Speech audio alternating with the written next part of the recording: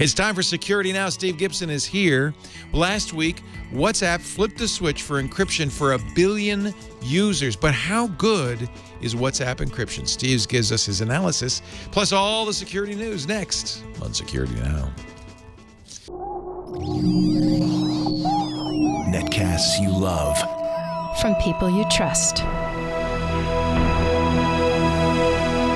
This is Twit.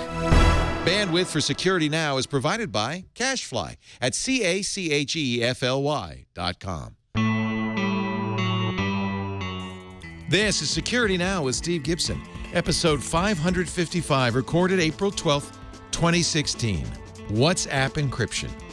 Security Now is brought to you by Carbonite. Keep your business safe this year. Protect files on your computer or server with automatic cloud backup from Carbonite. Try it free without a credit card at Carbonite.com and use the offer code SecurityNow to get 2 free bonus months when you decide to buy. And by Harry's. For guys who want a great shave experience for a fraction of what you're paying now, go to Harrys.com. For a limited time, new customers can get a free trial and pay just $3 for shipping by going to Harrys.com/SecurityNow. And by IT Pro TV. IT Pro TV is an easy, entertaining approach to online IT training. For a free 7-day trial and 30% off the life of your account, go to itpro.tv/SecurityNow and use the promo code SN30. It's time for Security Now, the show where we cover your security and privacy in technology, and nobody does a better job than Steve Gibson from GRC.com, the creator of Spinrite, sure, but many don't know he was the person who literally discovered spyware, named it, and wrote the first anti-spyware tool. He's been a security expert and covering security kind of on his own for some time, and of course for the last 10 years right here on Security Now. Thanks to you. Yeah, I'm so glad. You know, one of our most popular shows, and the downloads are going up and up and up. And I guess really with today's climate, I'm not surprised.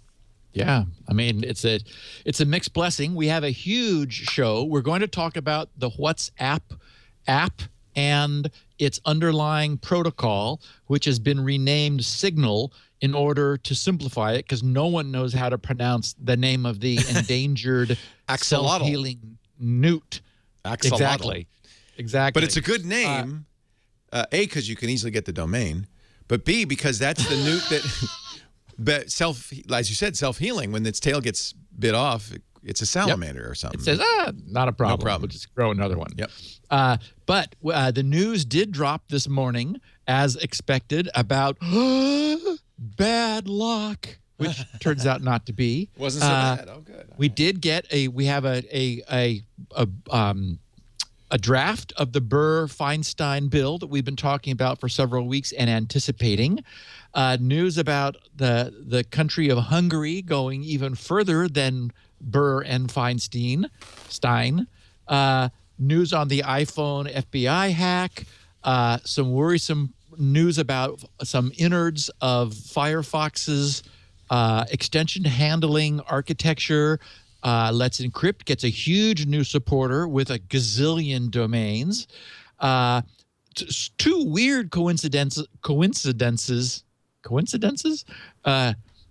Yeah, or coinkydinks, depends on of CCTV malware.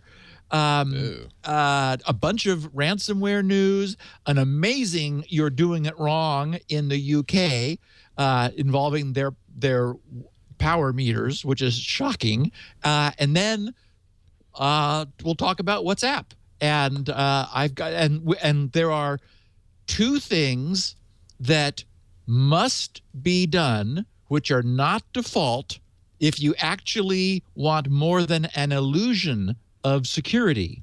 But if you do those, oh my God. I mean, this is like the last pass of password managers. I mean, the last pass of communications. These guys absolutely nailed it. And it's also interesting that it has taken years. Back in 2013, they were looking at the OTR protocol, the off-the-record protocol that we talked about once. And it's funny because in digging deep into this, I remembered some things we'd covered in the past. Like there was this notion of repudiation where you would want to be able to claim that you never sent that message. So if it was in your interest to do so. And you'll remember, Leo, that the crazy OTR protocol, like after the message authentication code had been expired, it deliberately published it, like publicly in the protocol in plain text, so that just to sort of thumb its nose at anyone trying to prove that somebody sent something. They said, no, we're going to make it impossible to prove that by deliberately expiring authentication keys, but after they're no longer of any value for authenticating the current message, we'll publish the old ones so that no one can come along and say, you actually sent this. Anyway, this what is now called the Signal Protocol. I'm just all like revved up because I've spent the last few days digging into it, and they nailed it. I mean, it is amazing what they've accomplished. So that's the main topic after we deal with an incredible amount of news of the week. All right. Well, we'll get to all of that. And by the way, thank you for joining us on Sunday on Twit to talk about Burr-Feinstein. And I keep meaning to say, I was so impressed with your explanation at the end of the Tech Guy show on Sunday. I was watching it because, of course, that was leading into Twit. Yeah. You gave the best, most perfect and correct answer about third-party cookies I've ever heard. Oh, good. I mean, well, I learned it all from you, Steve. So I was holding my breath. Come on, Leo. Yeah. And I mean, it's better than I could do because it cut out all of the extra stuff, and it was right for the audience. It was exactly correct in every detail. I was very proud. Oh, thank you. Well, I'm very honored because that's coming from you. Extraordinarily high praise. And I do actually think about you listening when I talk about this stuff and say, what would Steve say? What would Steve say? Yeah, somebody asked, what about cookie deletion? And we talked about what cookies are, why they're not all bad, and what the real information leak risk perfect. is. Yeah. It's, it's a real privilege to get to do that radio show. Sometimes I think, I want to stop doing it because it's my weekend's shot.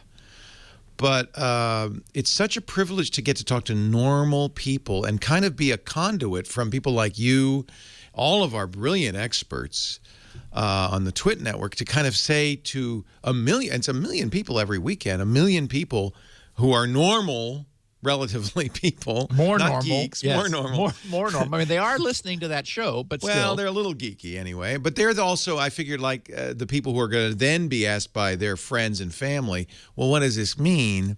And so it's kind of a chance for us to kind of set the agenda, to talk about what things are and aren't, and to do so in a non-sensational way, in a way that, and I am lucky because I have the time to, I probably spent 10 minutes talking about cookies. Oh, and well, it was the tracking. You got the tracking exactly right, which, that's important. Thank you, Steve.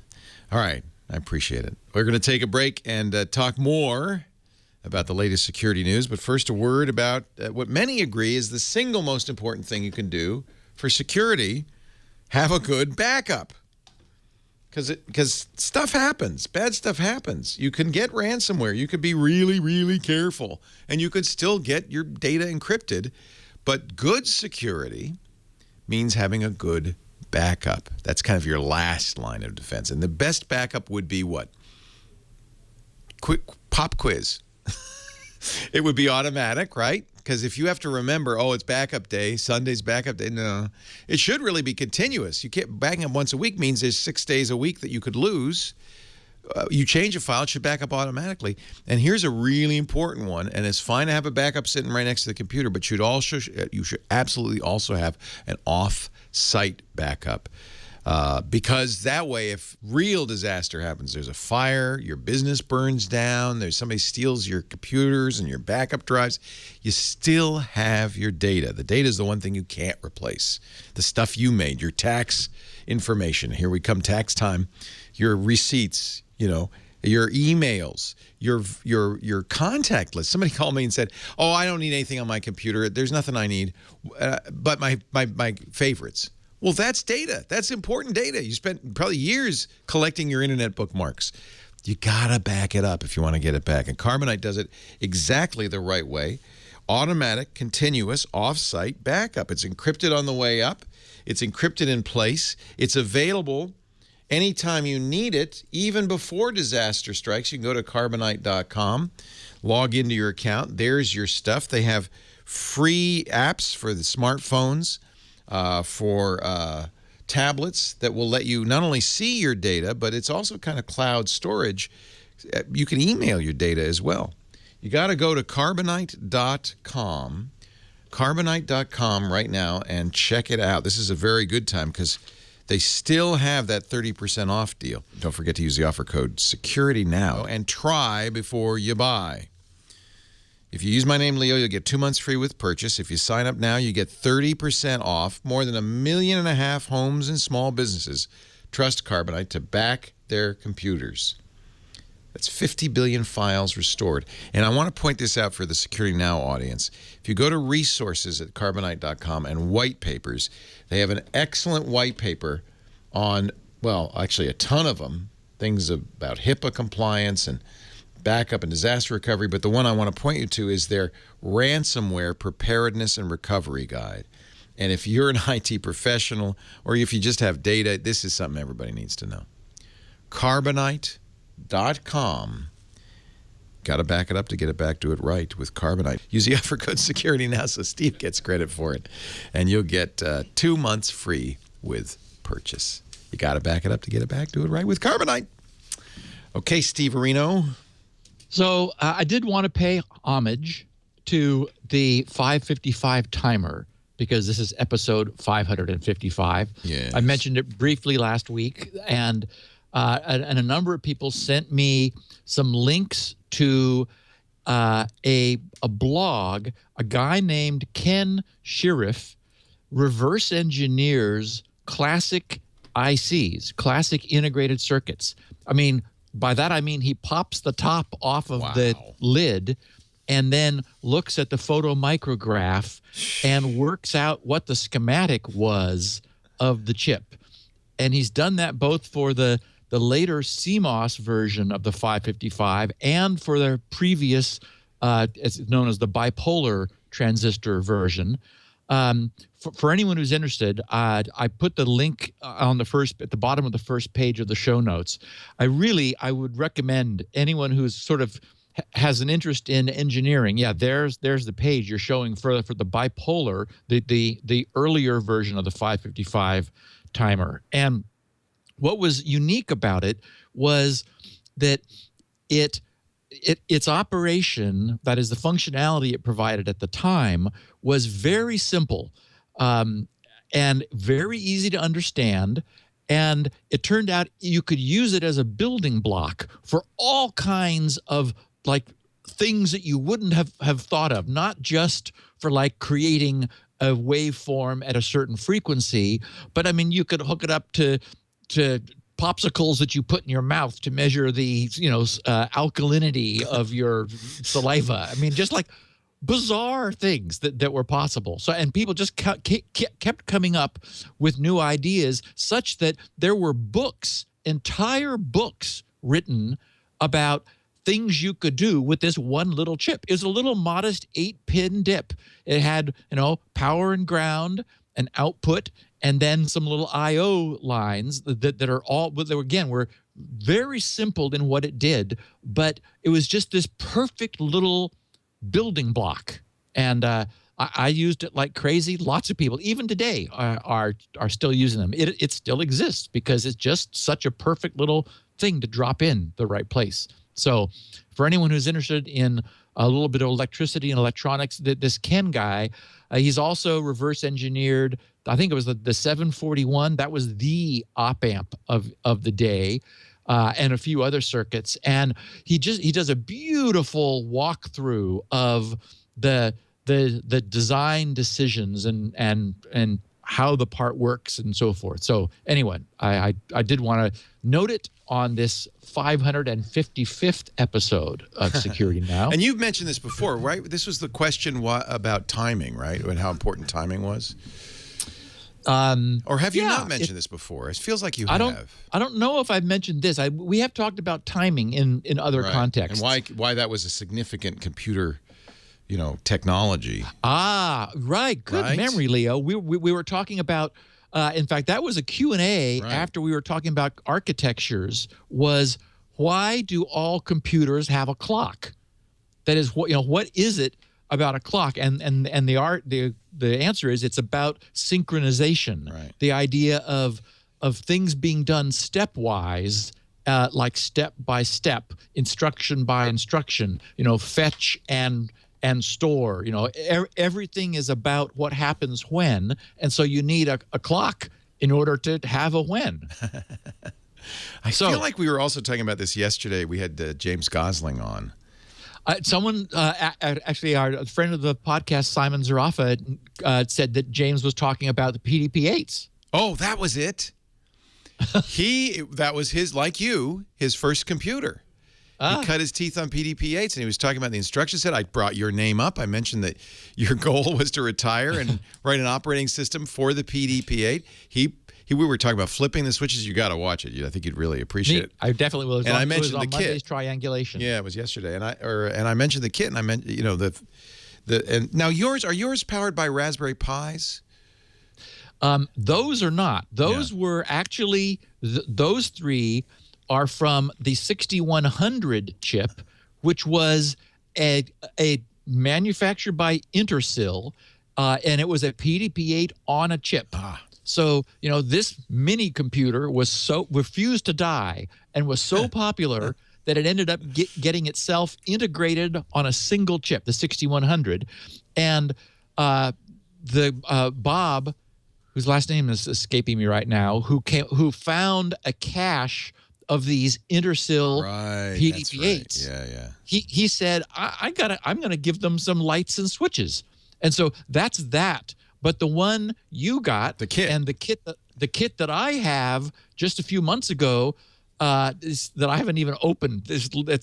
I got another 3 of them because I thought, if one is good.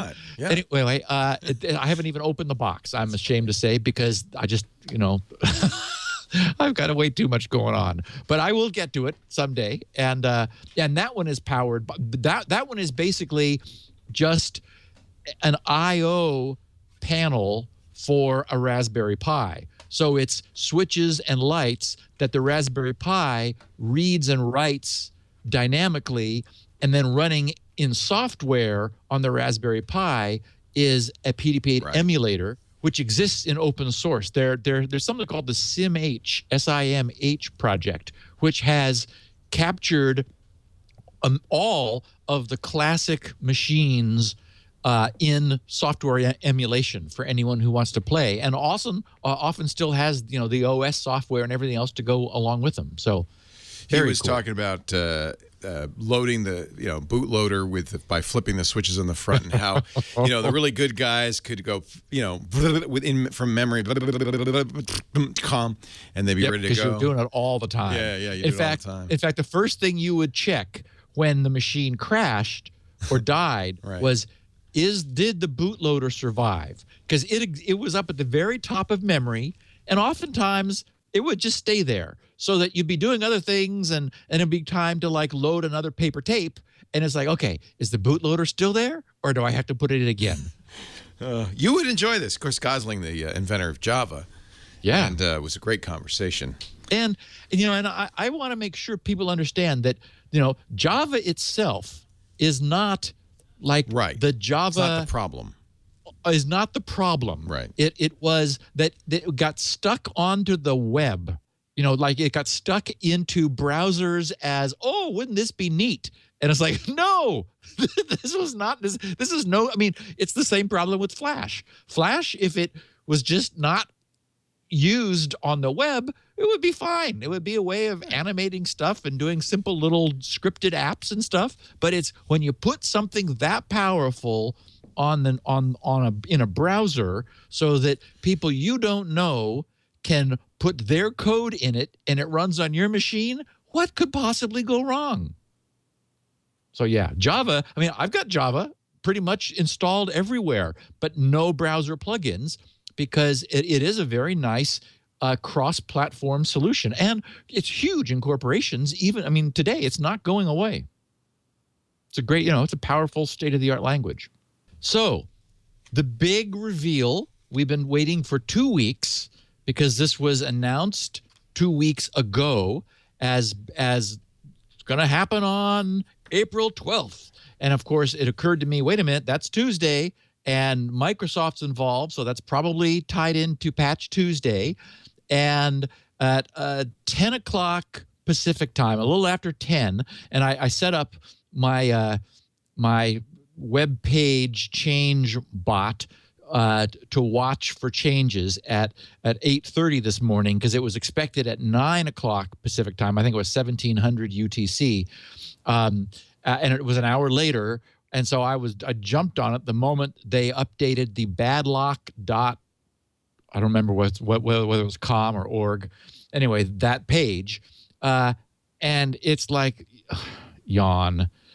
As we hoped for the industry's sake, it was not a big deal. They say there is a possible remote DOS on on a publicly exposed SMB server. And as I have commented for the last 2 weeks, who has a publicly exposed SMB server? Now, we do know that a search through the internet did find some wacky media server that there were several hundred of in the US, but a bazillion of over in Russia. So maybe that's a problem for them. But even users of corporate resources who are operating remotely are all doing so through their corporate VPN these days. And so that protects that completely. There's also a potential man-in-the-middle vulnerability, meaning that somebody who could intercept an SMB connection, and they talk about ARP spoofing kind of interception, meaning you'd have to be in the network anyway, that not all of SMB protocol is equally well encrypted. And so, so there are some things to patch. Now, Microsoft was yawning too.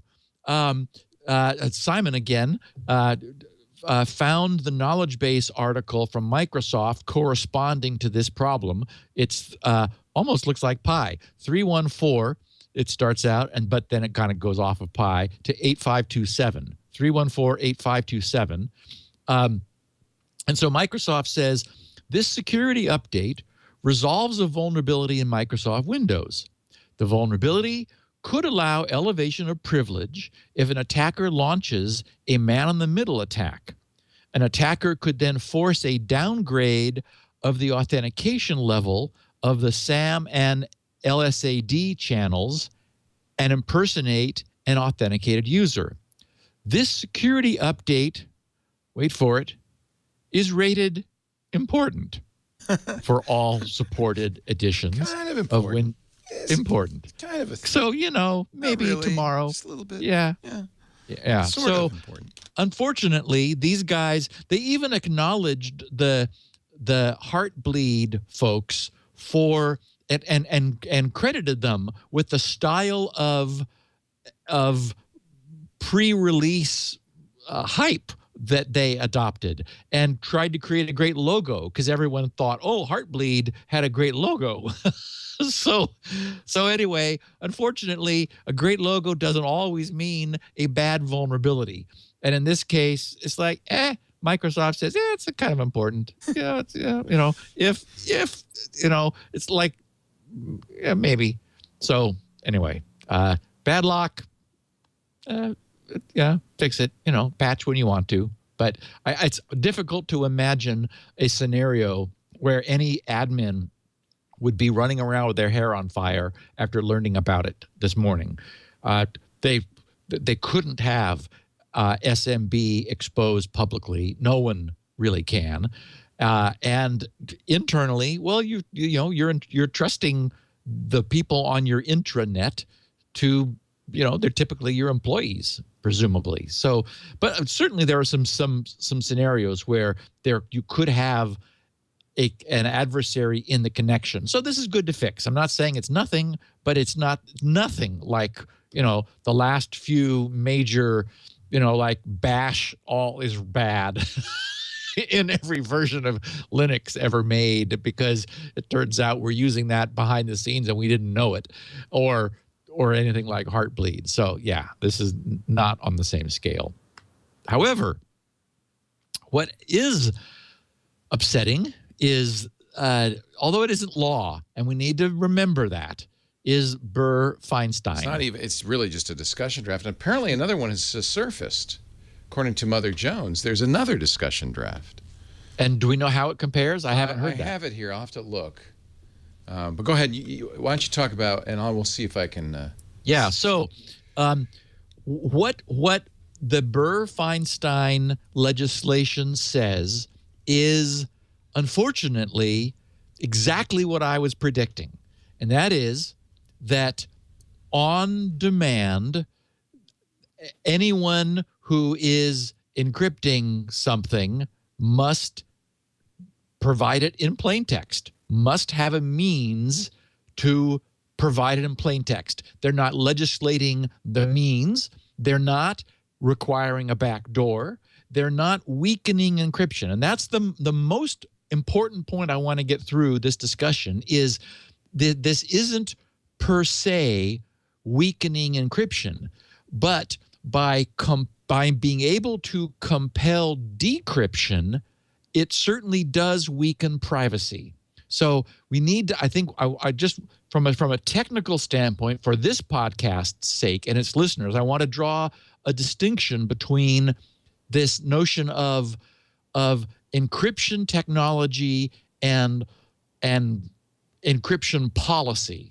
So what this is addressing is encryption policy, and it's saying that anyone who is encrypting, and that's the breathtaking part of this too. We discussed this on Sunday's Twit. I meant to have the PDF up so I could quote from it again, as I did on Sunday. Yeah, here it is. I found it. Because in the draft, in this discussion draft, as it's called, they talk about the covered entity. The covered entity is someone, for example, in the position of Apple, who is providing a smartphone technology and device and communications infrastructure, which provides encryption. So this is just breathtaking in its sweep.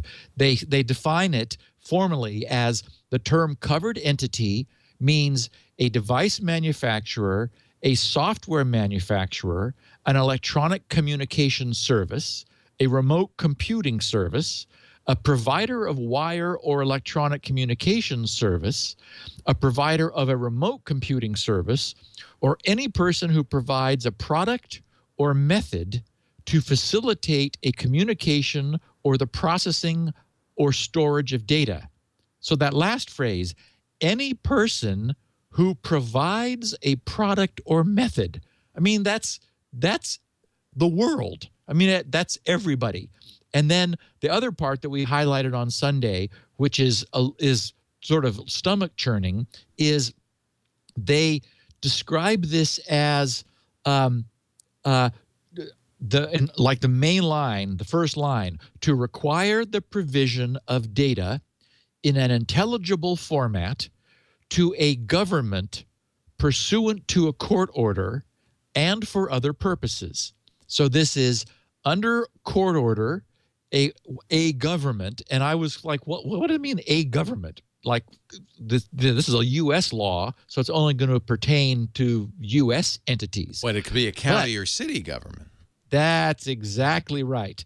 They define, and this is just horrifying, they define for the purpose of this document, the term government means, and I'm reading from the draft, the government of the United States and the government of the District of Columbia or any commonwealth, territory, or possession of the United States or an Indian tribe or of any state or political subdivision thereof.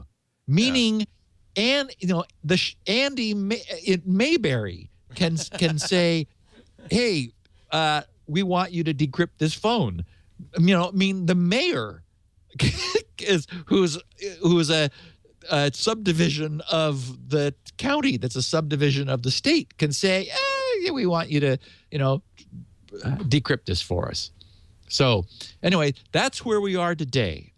Again, not law, just discussion. The last thing I heard, Leo, was that something had been sent back to the executive branch for further examination. What we heard a couple of weeks ago was that the president was not going to weigh in on this either way, although, of course, we did hear that disturbing rhetoric from South by Southwest, where he talked about us fetishizing.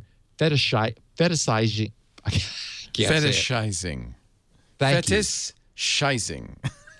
You want to say it that way, it really sounds terrible. Wow. Yeah. Do not fetishize your phone. Yes, and in fact, what he's saying is we're fetishize. I can't say it. Yeah. We're fetishize. We're doing that thing to the phone again. Our encryption is what we're fetishizing. We're fetishizing privacy, frankly. Well, that's the logical conclusion. Yes, and so that's the thing. That's if our audience gets anything, it's just I just want to draw the distinction. This is compelling a breach of privacy.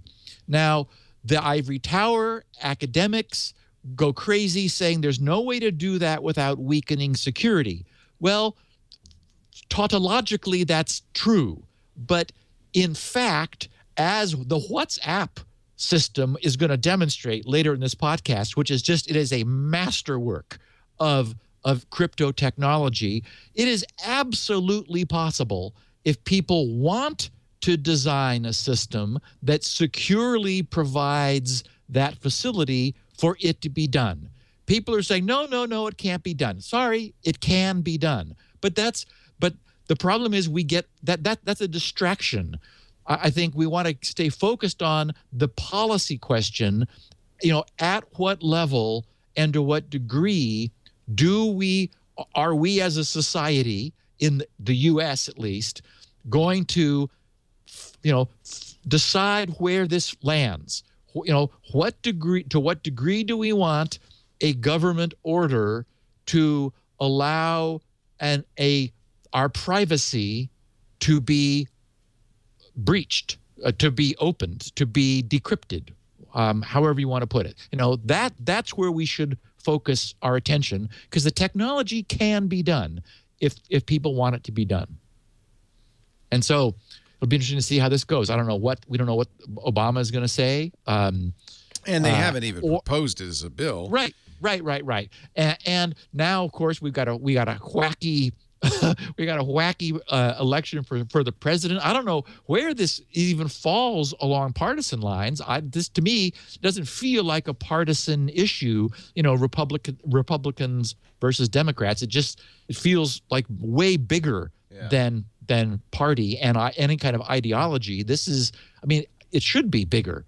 Were you able to find anything? This Mother Jones article is just. It's not even showing the text, just saying, it's just kind of pointing out that there's the staff. It says, Senators Dianne Feinstein and Richard Burr apparently have very unreliable staffs. Yet another discussion draft of a national security bill they're jointly sponsoring has been leaked to the press. They really need to tighten up their operation.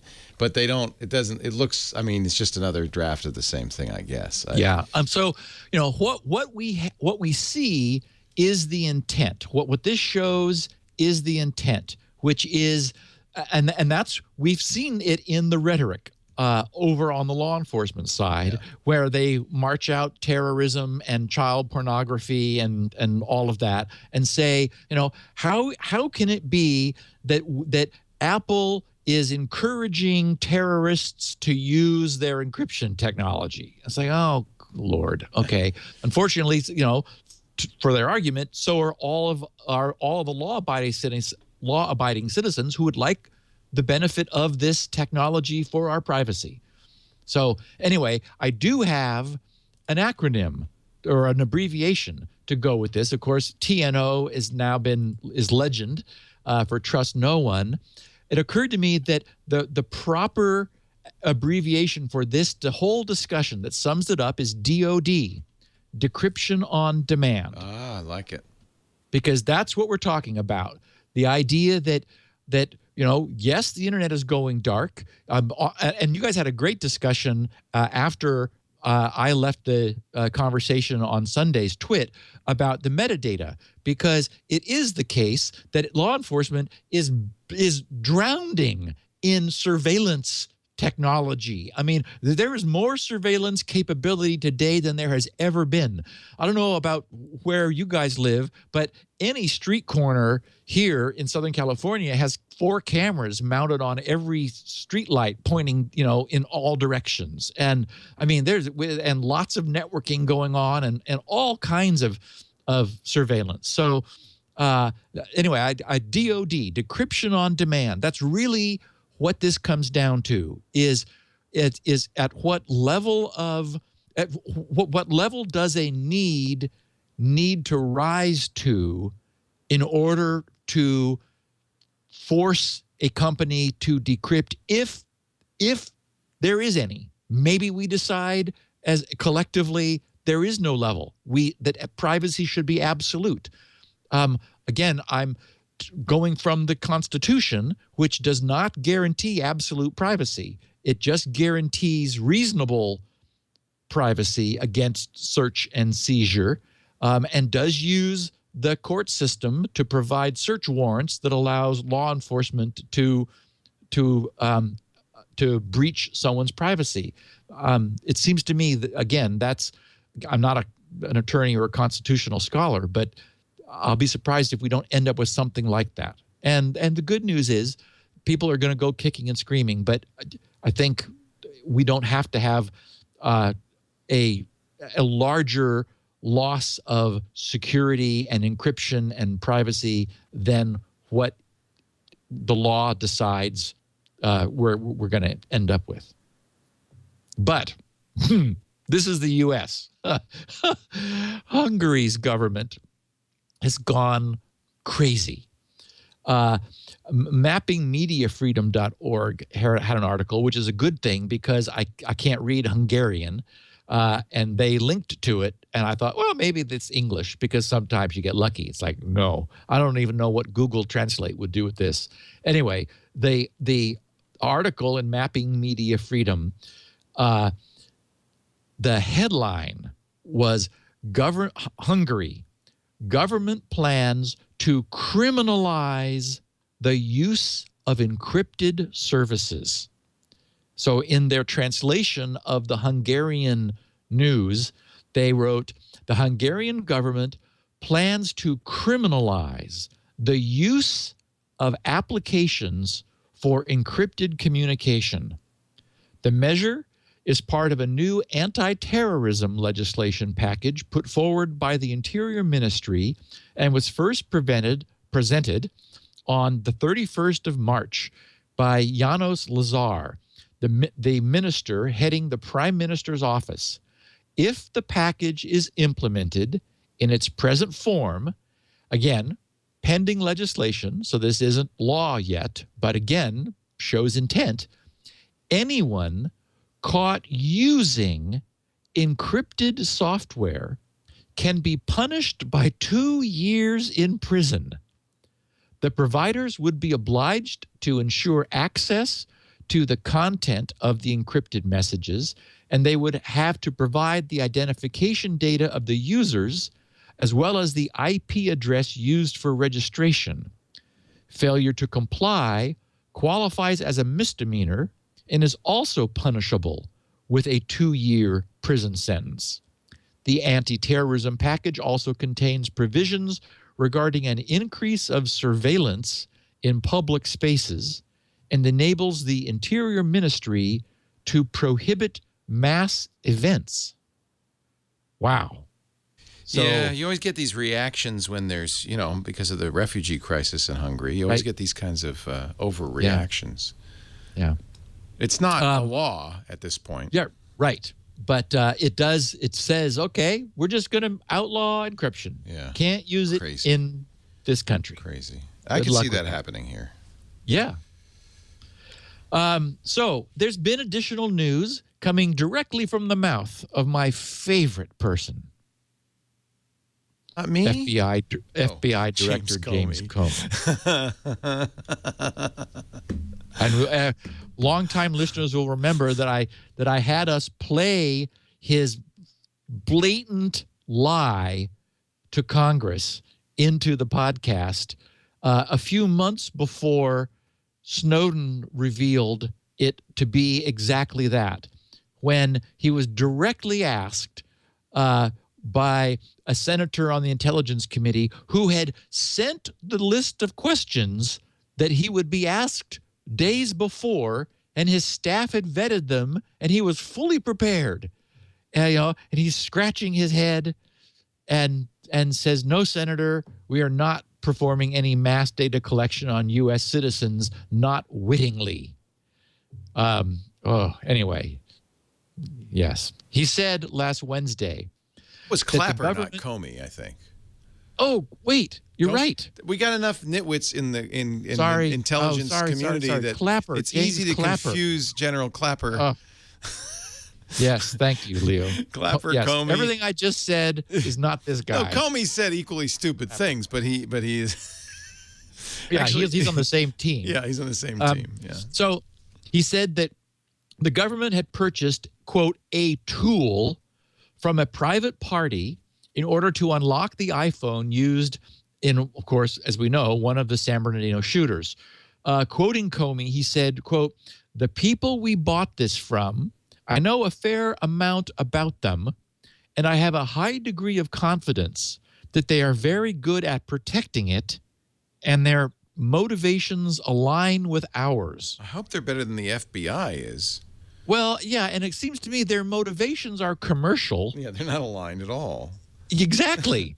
And the FBI's are law enforcement. Yeah. And they sold this tool for commercial benefit to the FBI. And if anybody else wants a copy, here's the price. Good it probably point. has 6 digits, but there's nothing aligned about it. Good point. So Comey also said that the purchased tool could only be used on, quote, a narrow slice of phones that does not include the newest Apple models or the 5S. So not the 5S or the 6s.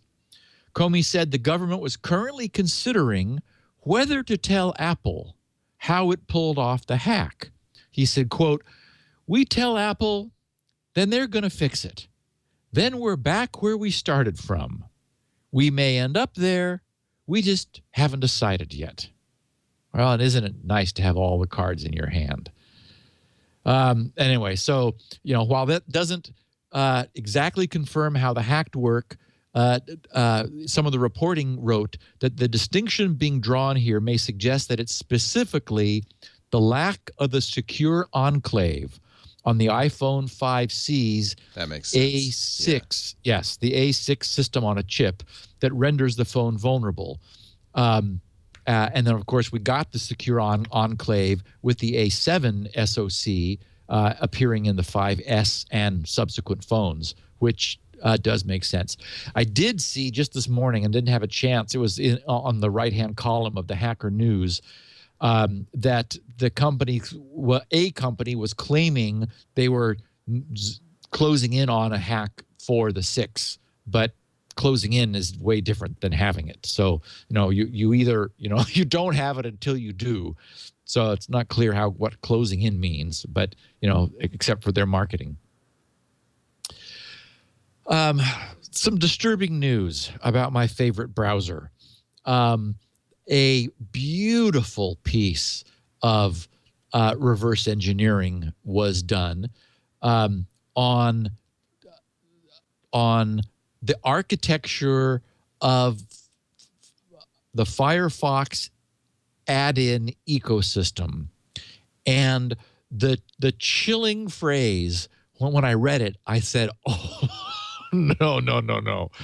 The chilling phrase is that all JavaScript extensions installed on a system share the same JavaScript namespace. And it's like, no. That just can't, that can't be possible. What that means is that it's like all the extensions are in one JavaScript file and coexist, meaning they can all see all of the variables and routines that they each have. That's not good. Yes, that's horrible.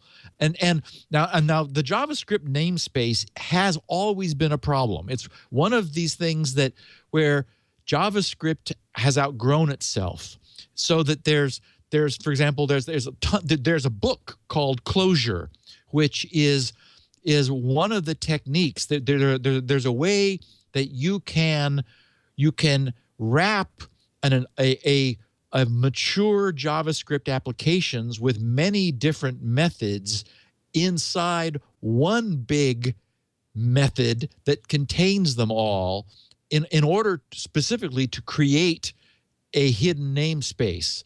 But unless you do that, and unless you're really careful, this is a problem. I mean, it is, for example, it's a problem when JavaScript that is coming from different places stomps on each other's verbs and method names and so forth and procedures. It is a problem with JavaScript that it doesn't have clearly divided namespaces. So the exploit is known as crossfire.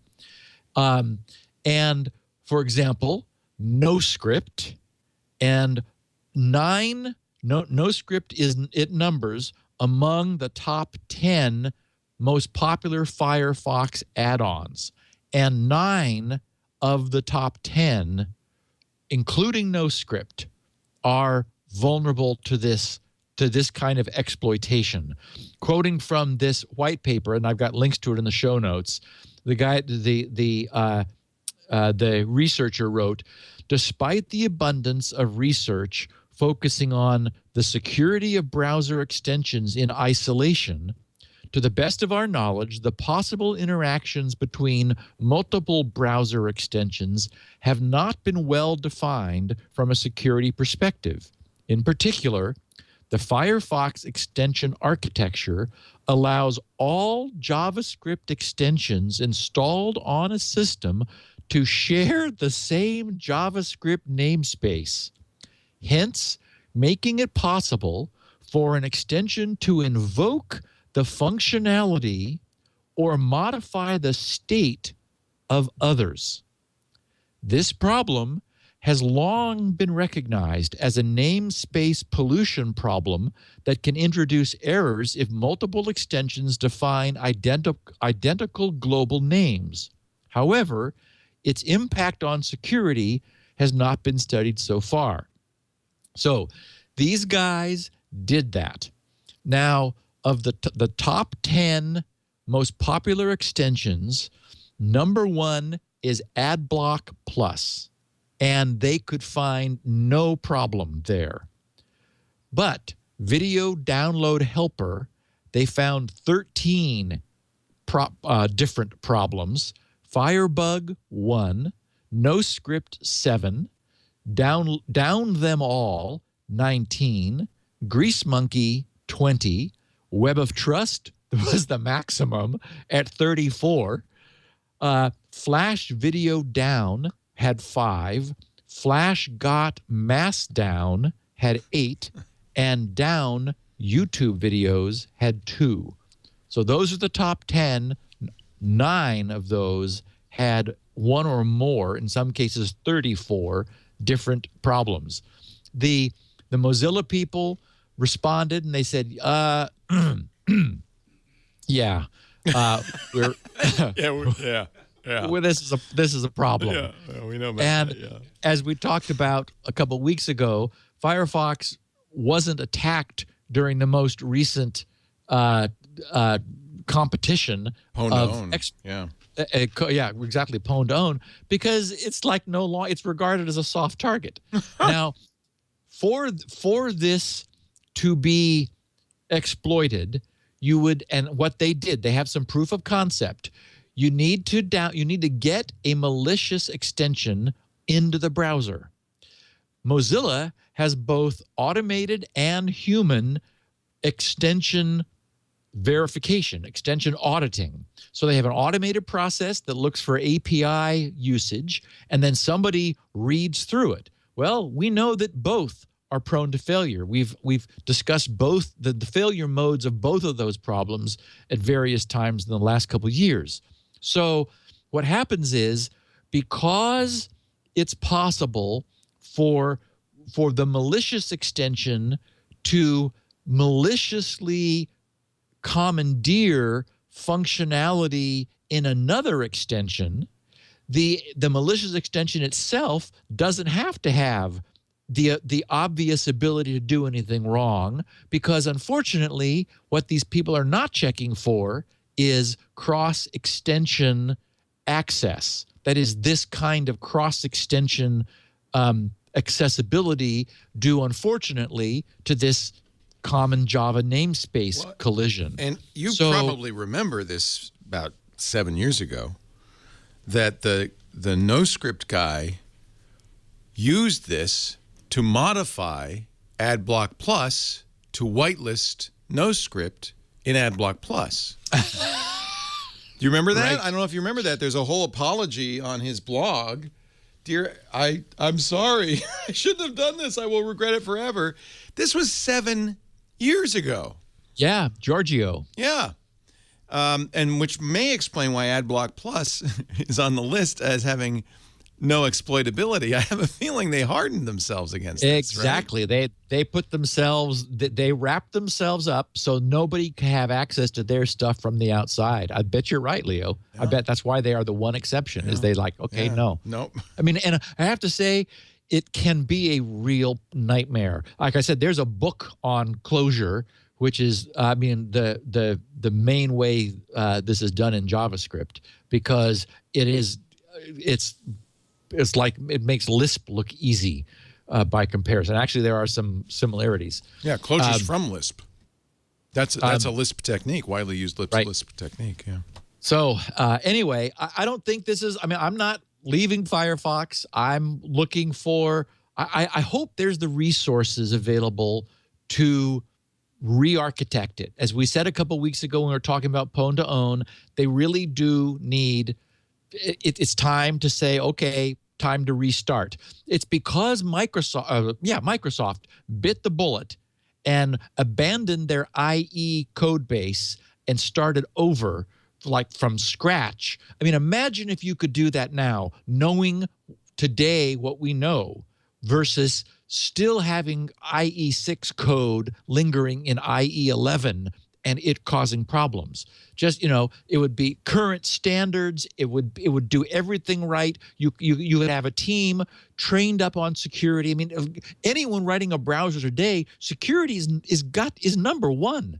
I mean, I would put that behind standards compliance. Make it secure first, and then yes, we have standards now. So implement as much of that as you can. But boy, it's got to be secure. And as we've learned in that pwn-to-own competition, Edge, the new browser from Microsoft, it won. It had the fewest problems, and specifically because Microsoft did bite the bullet and just say, okay, we may have been second because the Mozilla browser was first, and then IE was second, I think, or there were some text browsers too before that too, but still, in terms of browsers that are still around, it was just time to say goodbye. Coincidentally, yesterday we did get an update to Firefox, 45.0.2, up from .0.1, although it didn't do anything about this. It wasn't a huge change. It was just an incremental update. Some might say this is the brain damage that came from C and has been propagated through, these kinds of procedural languages ever since. But, yeah, and I also think it's just there wasn't the focus that they're originally. But namespaces, no, computer science has understood the necessity of separating namespaces for a long time. Yeah, but that's pretty fundamental. You don't want to clobber somebody else's variable because you use the same name. Yeah, I don't think this is about C, though. I think this is about JavaScript being simple. The goal was, let's just create a simple scripting language to sort of automate to do some stuff on the client side. And what's happened is it's become an incredibly powerful tool. And so I think it outgrew. I mean, this is the problem. And you guys, for example, have talked about this with iOS. I completely agree with you that, the iOS UI that started out as, a simple, obvious, easy to use thing, it's becoming cumbersome with all kinds of hidden behavior because they keep cramming more stuff into a framework that wasn't designed to hold it. Similarly, JavaScript has outgrown its roots, and it's just hasn't done it gracefully. Should we take a break here? Perfect. No, the only reason I shouldn't blame C, but there's this notion that it's kind of lazy programming, that a variable should live forever and be everywhere. And C, you do that with pointers, and that pointer is good forever. Anybody wants to use that variable, wants to clobber, wants to do anything they want, go ahead, have fun.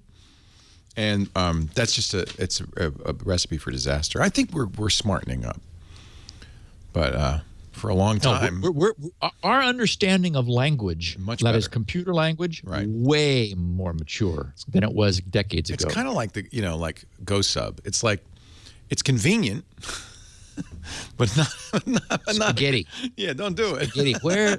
Yeah, and if you really want to, give yourself a brain drain, consider the come from instruction. There's a go to and a come from. Why? Come from is just the reverse. I've never used come from. I have to really expand my horizons. You could spend a week talking about come from. Go to and come from. The consequences of the come from. Oh, yeah. Let's take a little time out here and talk about your very clean shave. I think you like to shave before the show. Look good. I do it. I do. Yeah, yes. Yeah. And of course you do it with, as we all do, our fine Harry's blades. Harry's is for guys who want a great shave experience for a real fraction of what you're paying now. I like how that feels. I have an unfortunate life situation. I have kind of a scratchy beard, a bristly beard, and Lisa has very sensitive skin. So basically, I don't get kisses in the morning until Harry's. Now I'm happy. Harry's is a great shave, and man, the idea that you're going to have fresh blades automatically sent to you. These are great blades, high-performance German blades made by experts in shaving. Harry's actually bought the factory, and essentially you're getting this factory direct. Eliminating the middleman means cutting the price in half, literally half what you're paying for those expensive supermarket blades. No wonder 1 million guys have made the shift to Harry's. Just go to the website. I'm a Winston lover. Got the Winston set. That's the nice metal handle engraved with my initials, which doesn't stop Lisa from stealing it. But it was an attempt. I know you're a Truman guy. I'm not talking about the administration. I'm talking about the Truman kit, which has those nice plastic handles. The new ones are even grippier. They're really nice. And so what you get with the kit is you get a razor handle, extra razor blades, the shaving cream or gel, depending on your preference. And all their products look very nice and at the right price. So why pay $32 for an 8-pack of blades when you can get them for much less at Harry's? In fact, we're going to give you a great deal You can get one of Harry's beautifully crafted handles with a 5-blade cartridge, their foaming shave gel, and a travel cover free. You just cover the $3 shipping charge. So this is the best way to try Harry's. Go and set up a plan. They'll ask you how often you shave, then they'll arrange to send you shave cream and blades at an appropriate interval. And then for $3 shipping and handling, you get the handle, a blade, and the foaming shave gel. And you get started. I don't think there's a better way to do it. Harrys.com/security now for that free kit. Harry's, almost free. I guess I can't call it free if you have to pay $3 shipping and handling. Big deal. Harrys.com/security now. Try it today. Now, All Leo. right. Yes. You need to go to steve.grc.com. Wow, you're getting fancy with the subdomains here. Steve.grc.com. Have you ever used a subdomain before? That's a new one on me. Oh, you got a blog. Well, okay, so, and it's a WordPress blog. Nice. Now, HTTPS, baby. yes, baby. That's so nice. With Let's Encrypt, right? Yes, and you can look at the security certificate, and you will see that it is a Let's Encrypt certificate. All right, let me look at the details here. Valid certificate, server certificate. Let me view it. I like it because they give it a nice little gold stamp. Very beautiful. From tls.automatic.com. Of course, that's the parent company. Let's Encrypt Authority X3. Nice, Steve Areno. Yeah. So with this move, they began a couple months ago, actually in January, and as of yesterday, as of the 8th, April 8th, they announced that it was everywhere on the mass number of domains. All the people with custom domains, anything hosted by WordPress.com now has HTTPS. So all of the logon tokens, the session cookies, the works. And so just a major, nice, big step in terms of total domain coverage for Let's Encrypt is huge of the WordPress blogs. Fantastic. And, I did nothing. Nobody did anything. It just like, bing, okay, now you have security. And so you could use HTTPS:// instead of HTTP to refer to your blog at WordPress, and it works, and you got security. So, woo. Yay. Nice move forward. Yeah. This is the way it should be. Yeah, no kidding. Okay, so another beautiful piece of reverse engineering. A researcher, Rodham Kerner, he wrote on his blog, since there are so many vendors who redistribute this hardware software, it is hard to rely on vendors' patch to arrive at your doorstep. I believe there are more vulnerabilities being exploited in the wild against these machines, and therefore your best shot would probably be to deny any connection from an unknown IP to the DVR services. And so I will leave you here with a list of vendors who are selling some of the CCTV DVDs rebranded gear, a company called TVT. What this guy found was he was setting up a system for a friend, and it was a multi-camera CCTV DVR security system. And he was, when he brought up its web interface, because it had a web server in it, it seemed to be missing some of the controls that he was expecting to see. So he's a little on the techie side, to say the least. So he looked at, he did a view source to suspecting maybe that there was some mangled up CSS that was preventing the display of the control UI that he was expecting to see. What he found at the bottom of the page was, I'm trying to think, think I'm confusing two stories here. I'm sorry. This the next story because we have two stories that are very similar.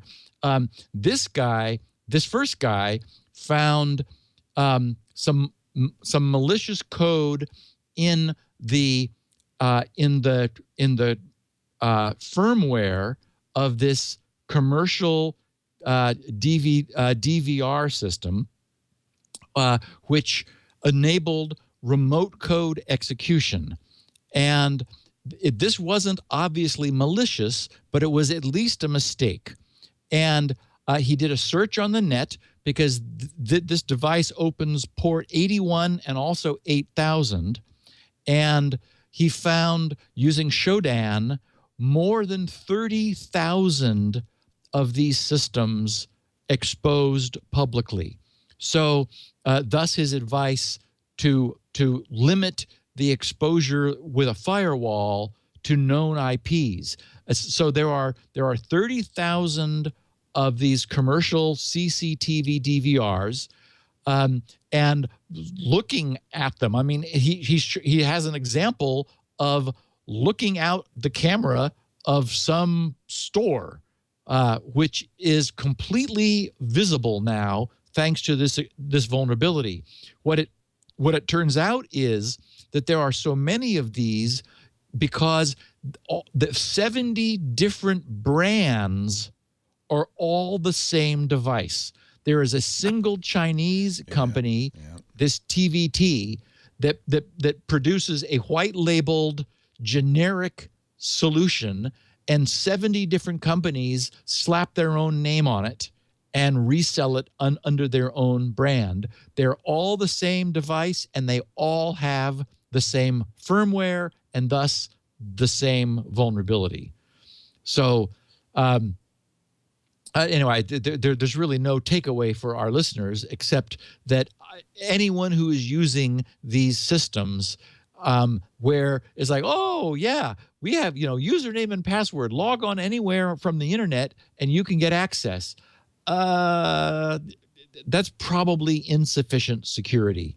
And we're talking about, of course, a major privacy breach. We're talking about something potentially publishing the not only the current image, but the past, because these things record, of all the cameras that it has hooked up to it.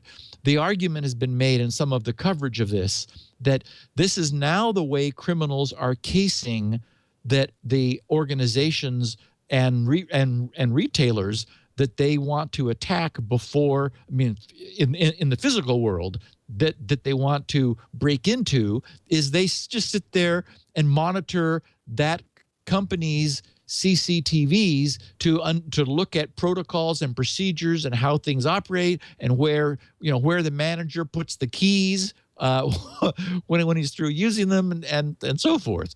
So just chilling that there could be this many systems, all from one company, all with a remote code execution vulnerability. In his walkthrough, it's a nice piece of work. He goes through the process of establishing root with full remote terminal access, and the ability then to download his own code package and execute it. So basically complete takeover of the device. And he said they're typically BusyBox based, and this family of CCTV DVRs was BusyBox based. So, he was right at home hacking into it.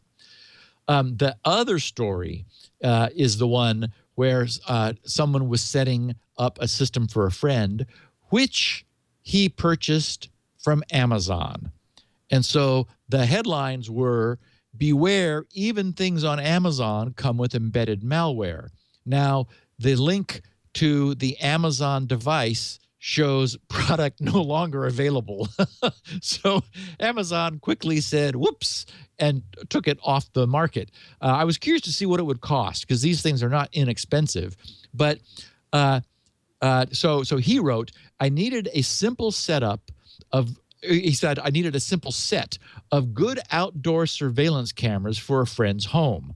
Like everything else I buy, I turn to Amazon. I found what seemed like a great deal for a set of 6 PoE, that's power over Ethernet, cameras, and the necessary recording equipment. Here's the link. And then there's the link.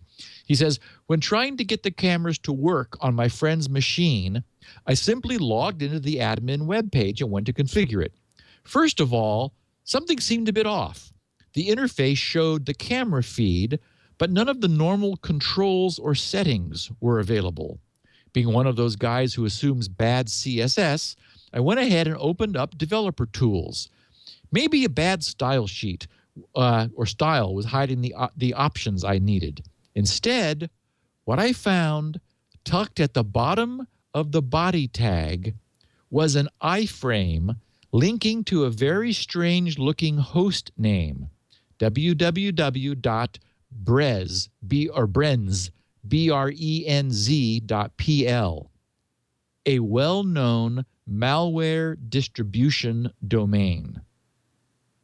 So essentially, this brand new purchased by clicking a link from Amazon. Of course, this is not Amazon's fault. This is a CCTV system, and we just got through talking about 70 of them that have a different problem.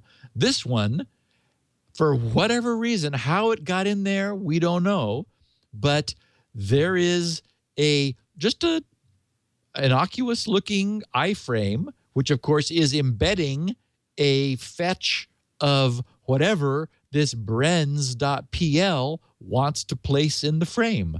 Very much in the same way that malicious advertising gets onto someone's browser. Here, it's whatever this malicious malware site chooses to stick into your CCTV viewing or admin webpage. So, again, the retail channel is seeing these kinds of problems, and unfortunately, I think we're going to need to remain vigilant about all IoT stuff. The problem with these is they are inherently connected. They are they are on the net to do their job. Many of the IoT systems are too, and it creates an exposure. We just got through getting firewalls up in front of our PCs after we finally figured out we were not capable of adequately securing them to allow them to operate without a firewall. We know that. Everyone knows that. And even let's go further and put a NAT router in front of our whole network, because Lord knows what's going on within our network. We need that security. Yet here we are saying, oh, but wow, look what I can do. I can change my home temperature from the movie theater, before I get home. It's like, yes, because something outside your home is able to reach into your home. So can someone else. Yeah, exactly. So there was initially bad news about a new type of ransomware called Petya, and that's what it calls itself, Petya. And it came into the news because what it does, it operates differently than other ransomware, where we've covered, everybody knows what things like CryptoLocker do. They encrypt a subset of your files, a painful subset, a deliberately painful subset, but a non-critical for operation subset. That is, your docs, your spreadsheets, your PDFs, all the things you care about that you have probably created or you've downloaded, but the OS still runs. And of course, that's the point of that is you need your OS in order to contact the bad guys to send them Bitcoin to get the key to do the decryption. Well, the Petya authors decided to take a different tact. First of all, rather than encrypting the files, they encrypt what's known in the NTFS file system as the MFT, the master file table. Well, the MFT it's clever, actually, because it's all the files in the partition, in the volume, the file names, the timestamps, the streams names, the list of cluster numbers where the data streams, that is the files, reside, their indexes, their security identifiers, the file's attributes, read-only, compressed, encrypted, and so forth. Basically, it is the MFT that you know, it's like in the old days we talked about the file allocation table, the FAT, and the directory structure. You know, the file allocation table knew how the clusters were linked together, and the directory structure pointed to the first cluster of the file. This is the equivalent, rewritten and updated dramatically for NTFS file systems, which all Windows systems are based on today. If you encrypt the MFT, you don't have to encrypt the files. On the other hand, the system is dead. It's gone. Nothing will run. And so this thing also, it replaces the master boot record with a big, scary red and white skull and crossbones painted in dollar signs on the screen. Oh, that's good. Yeah, and so when you get it, it does this and crashes your system, forcing a reboot. And when you reboot, your system dutifully loads the master boot record and displays the skull and crossbones with the explanation that your entire system is now hosed, and it is. But the data's there. It's just your master boot record's host. Well, but no, MFT. and the MFT, right? The MFT is encrypted, and the MBR is also encrypted / hosed. But so the data is still on the drive, unencrypted. The data is there.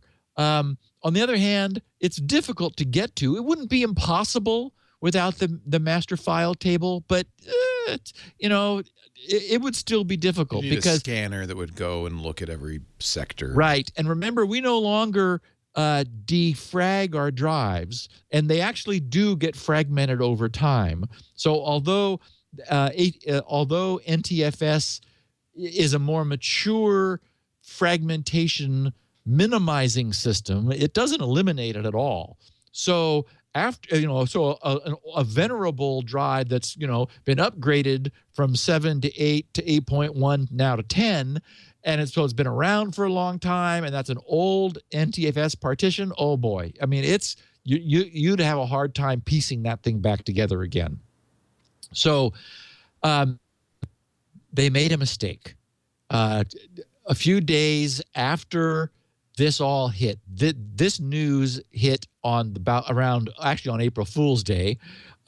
Now, just today, it turned out that the security community has been looking at it and reverse engineering it closely, and the author made a mistake. So if you or anyone you know and care about is hit with this, you do not need to pay ransom. The mistake leaves some clues about the key behind. There's now a free utility you can download, which will go snag. The first guy that came up with this had a page where he'd worked out the algorithm, but you needed to be doing some deep voodoo, like direct disk accessing to go get, this sector and this offset to get this byte stream. And so it was like, well, okay, you need somebody maybe above your pay grade in order to find the data that you dropped into this web page, which then had the algorithm that gave you back the key. Now there is a piece of freeware that you just download and click, and it gets it and presents it, and then you copy and paste it into the web page. It gives you back your key, and it's just like the key that you would have gotten from the bad guys, and you're all back and happy again. So anyway, lots of coverage about Petya. If anyone's curious for more, I've got all the links in the show notes. But basically, and the problem is, obviously, these people are going to fix that and solve their mistake. So this is a short-lived window of opportunity. You basically just don't want to get hit with ransomware because it's not good. He wasn't being greedy either. It was 0.8 Bitcoin, which is what, maybe $300 and some dollars. So it's like, yeah, okay. So, I mean, not that any is good.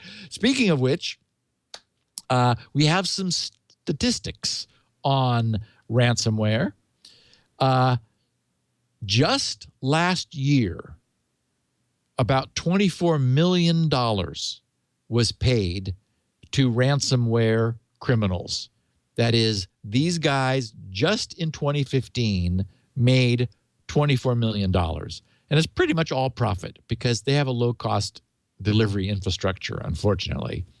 Reuters carried a story saying the U.S. Department of Justice and Homeland Security last week provided new insights into the impact of ransomware and cyber attacks on public institutions and the public.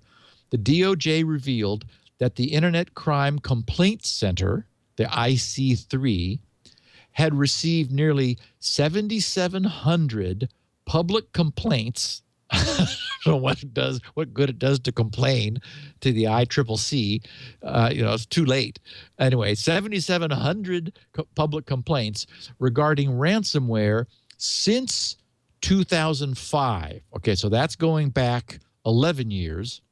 So going back 11 years, totaling $57.6 million in damages, whereas just in 2015 alone, victims paid over $24 million across nearly 2,500 cases.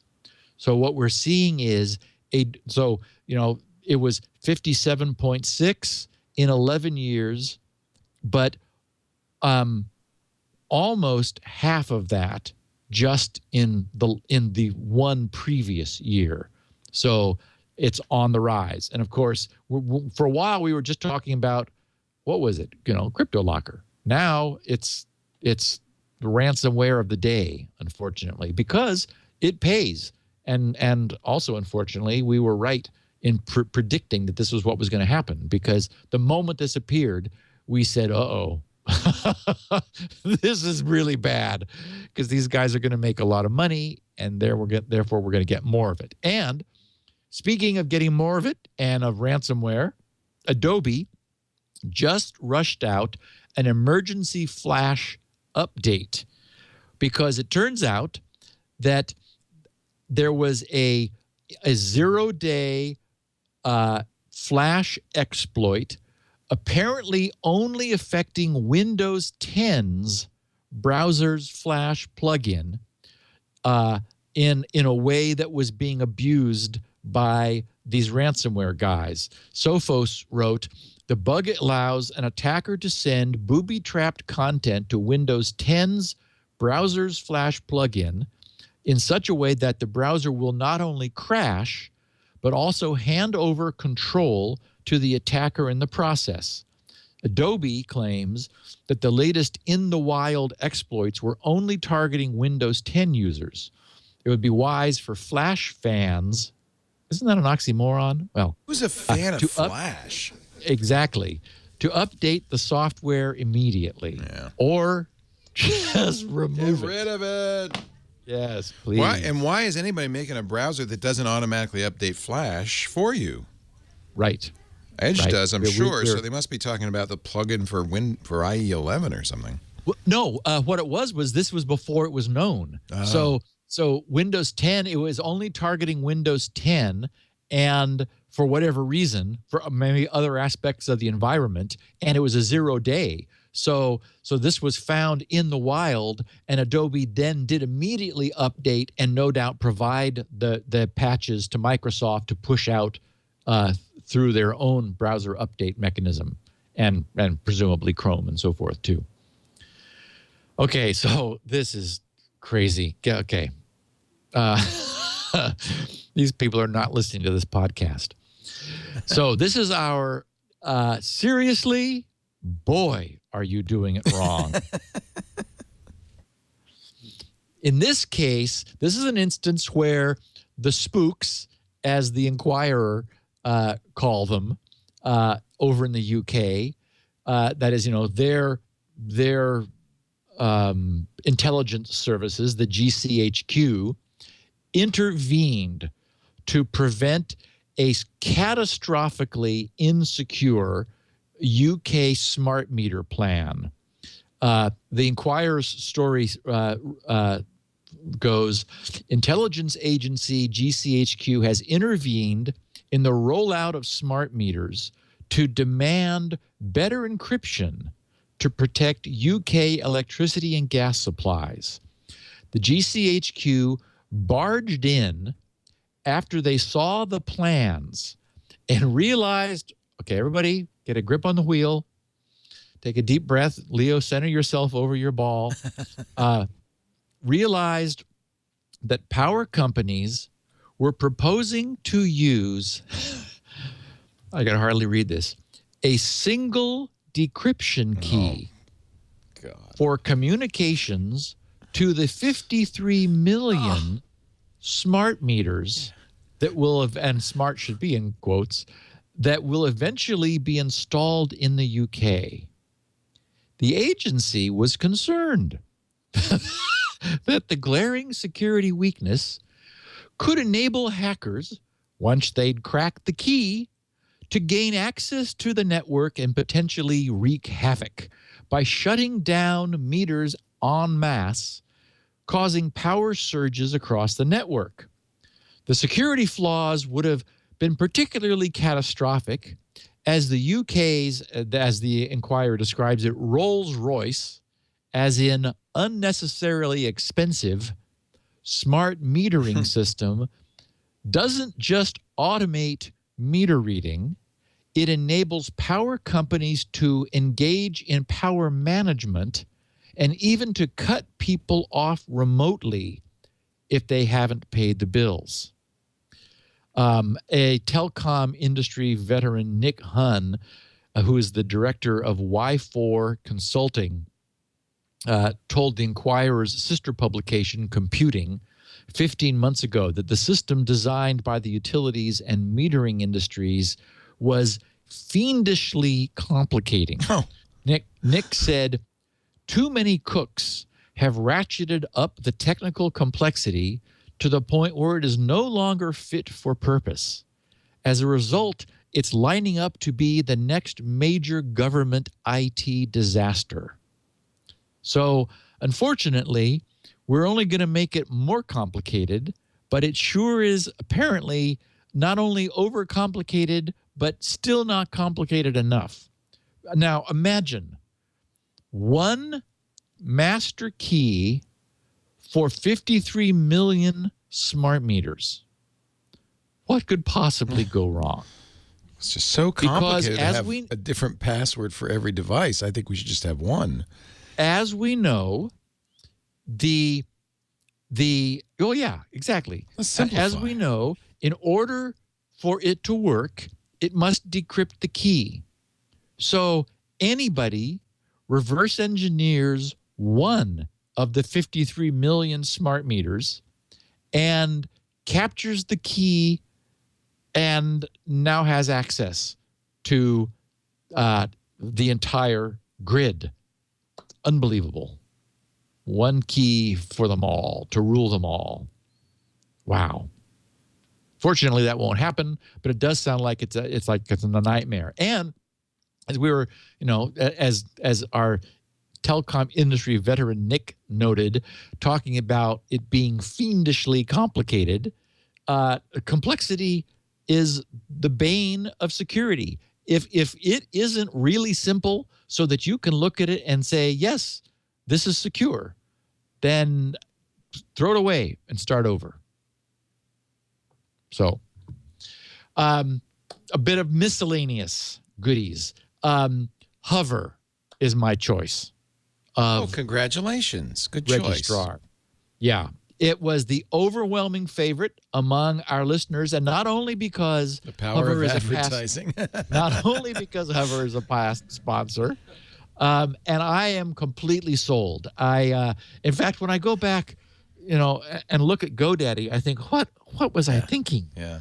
And I know what it was. It's that Mark Thompson was praising GoDaddy, but I think it's only because they're in his town. You know, they're based in Phoenix, and so is he.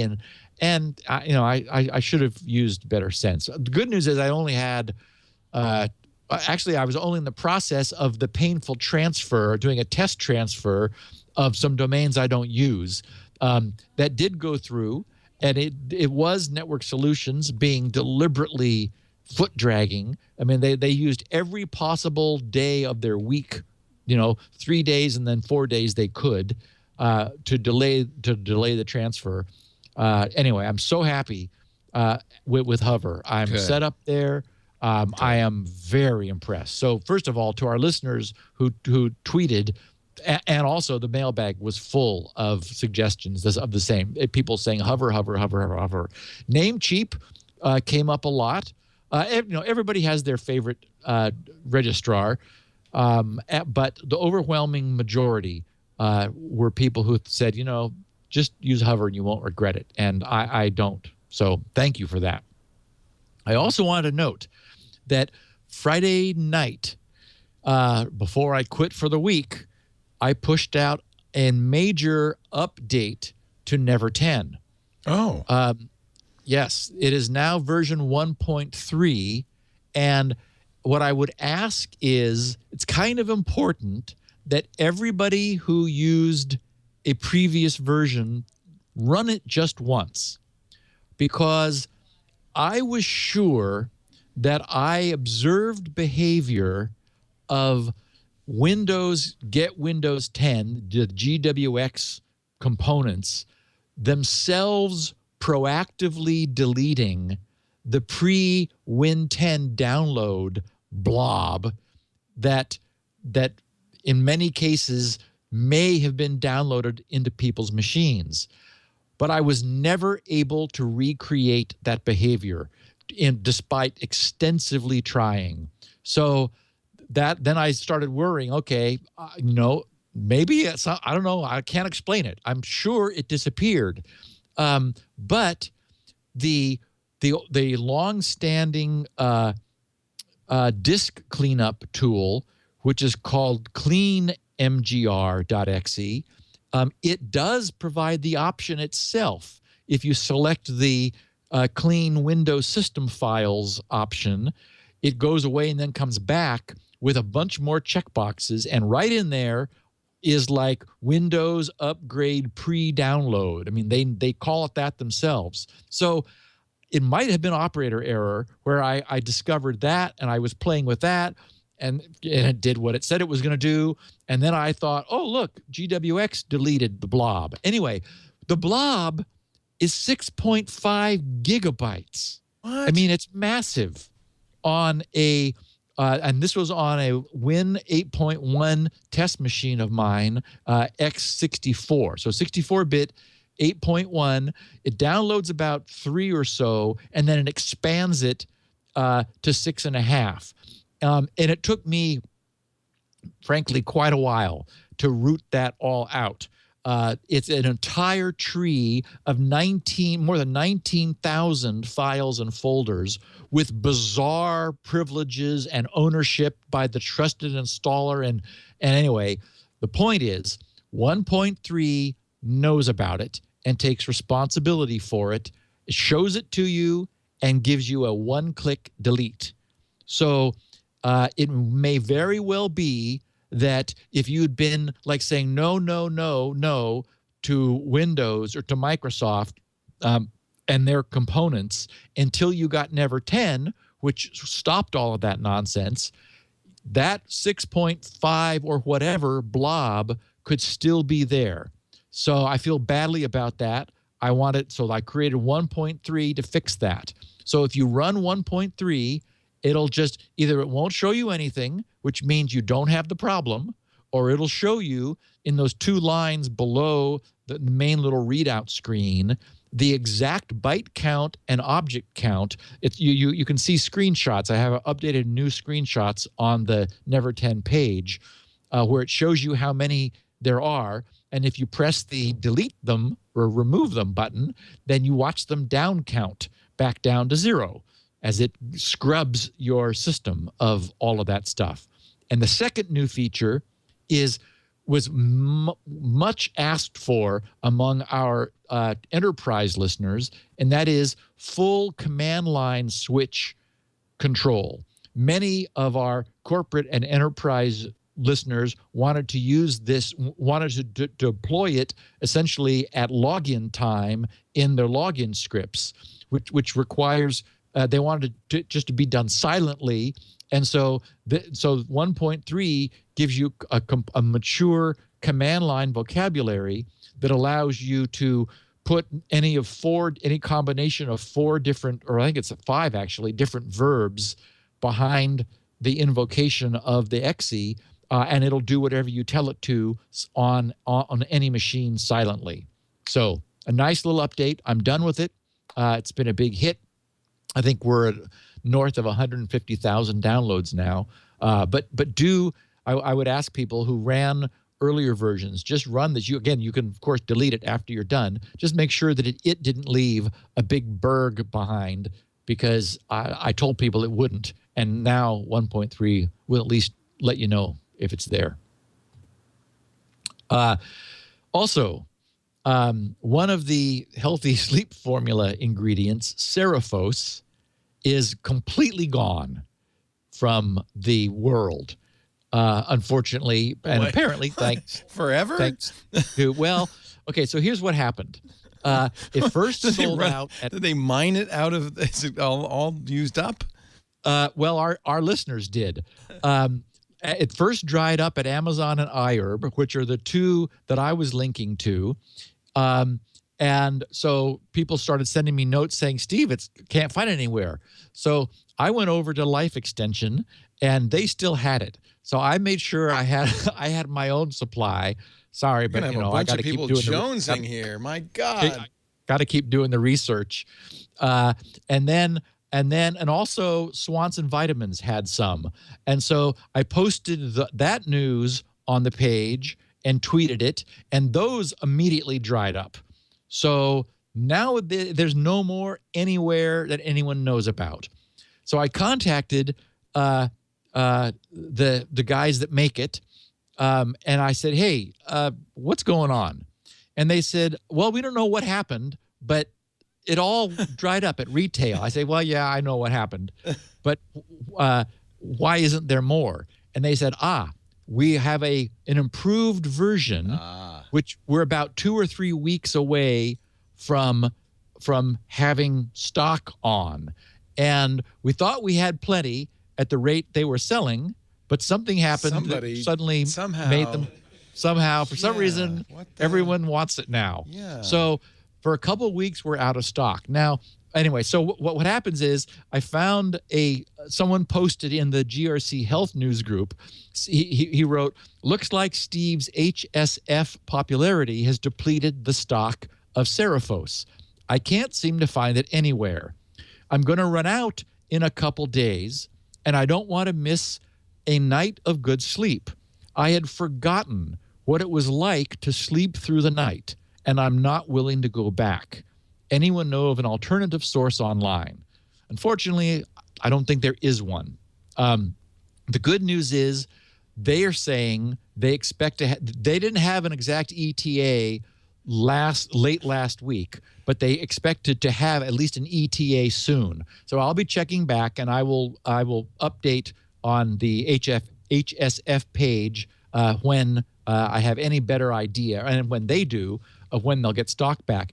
And it's supposed to be more bioavailable, which is good, and more hypoallergenic, and not have some of the other excipients that sometimes get stuck into these things. People, they put various other, like filler stuff to like bind tablets together and so forth. And so it's freer of that. So I think it's actually going to be an upgrade. Now, I have to say, the bad news is people have been trying to go without it and reporting failure.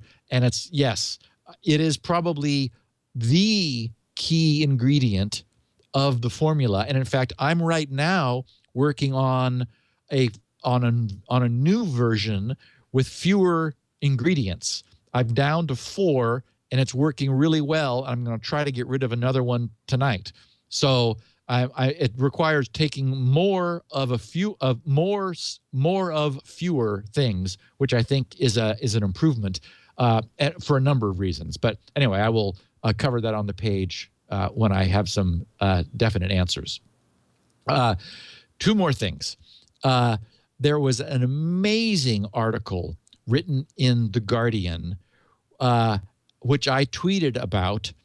The tweet was, "What should you eat?" And it is a long story. In fact, The Guardian called it it's in their long read section.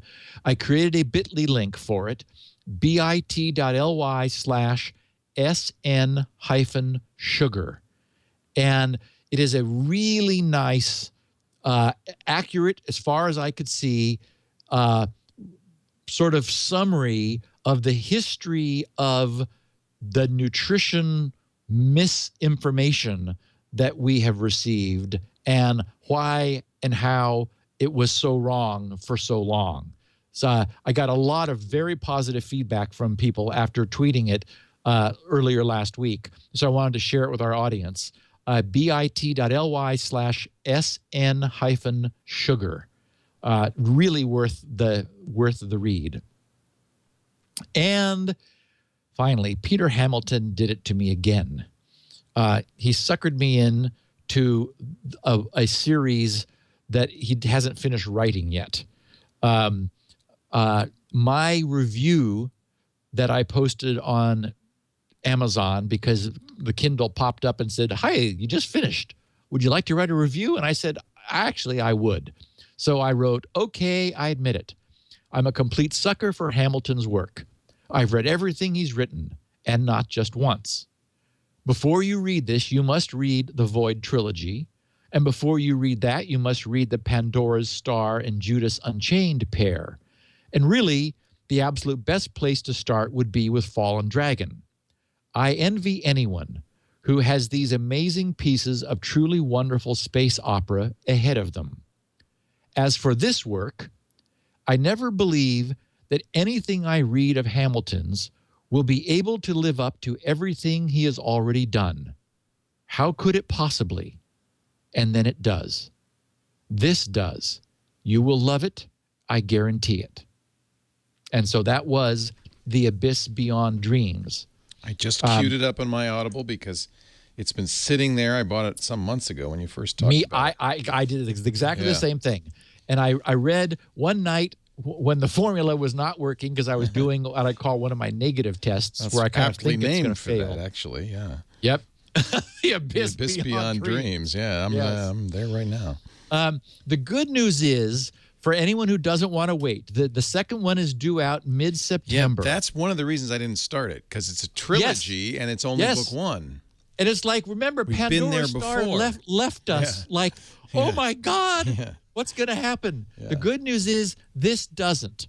It is 2 books, but this gives you a really nice semi-conclusion. Yes, it'll be nice to see what happens next, but you're not left, like with a cliffhanger where you are really annoyed that you can't keep going. So I would suggest to people, if you like, and first of all, we haven't talked about sci-fi in depth for a while, so there may be listeners who don't know Hamilton.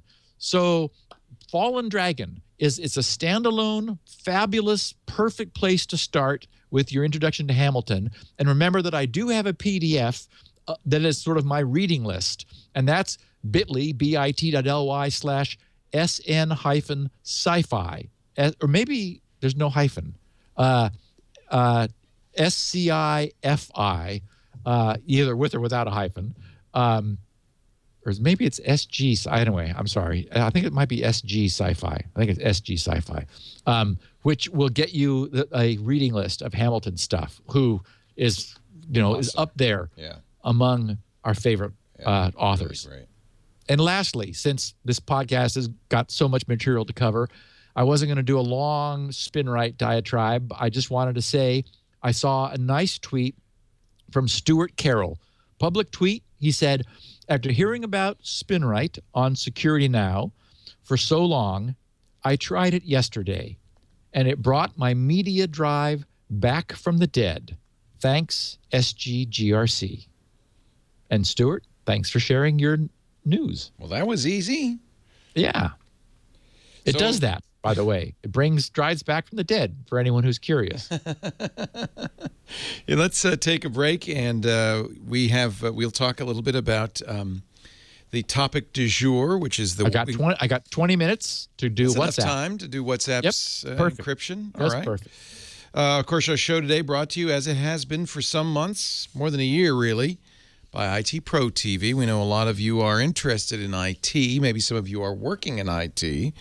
Maybe others of you aren't, but would like to be working in IT. And as you probably know, the certs are the key to getting into IT. But then I really should say that if you are working in IT, keeping up to date also is a big deal, and adding new skills. And there's nowhere better to do it than itpro.tv. Created by two IT trainers.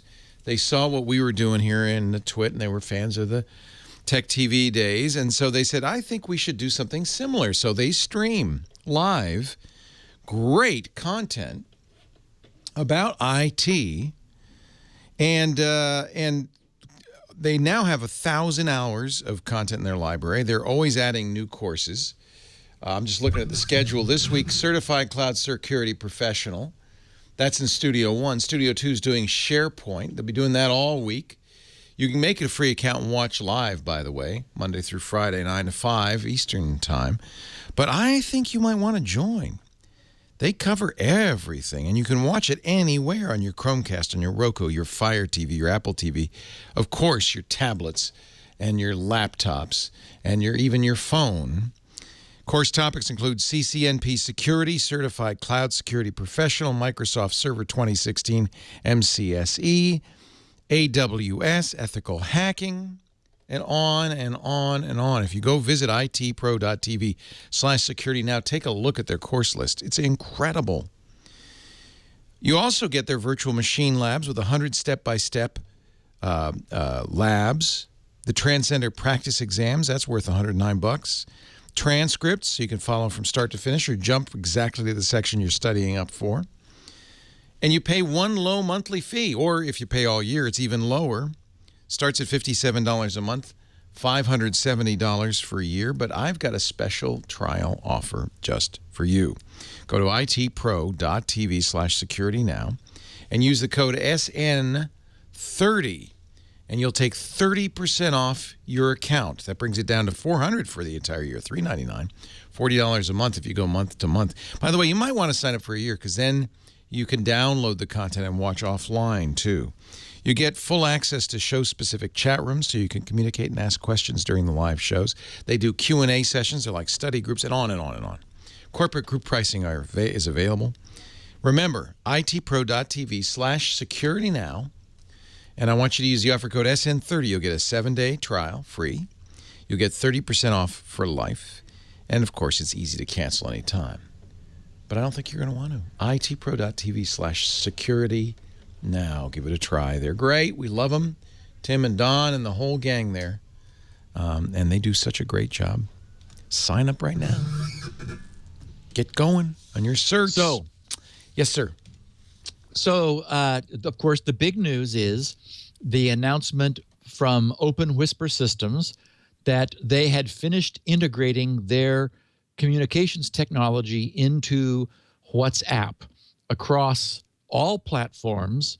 And I mean, it is multi-platform. And in fact, they've expanded the beta to the desktop version.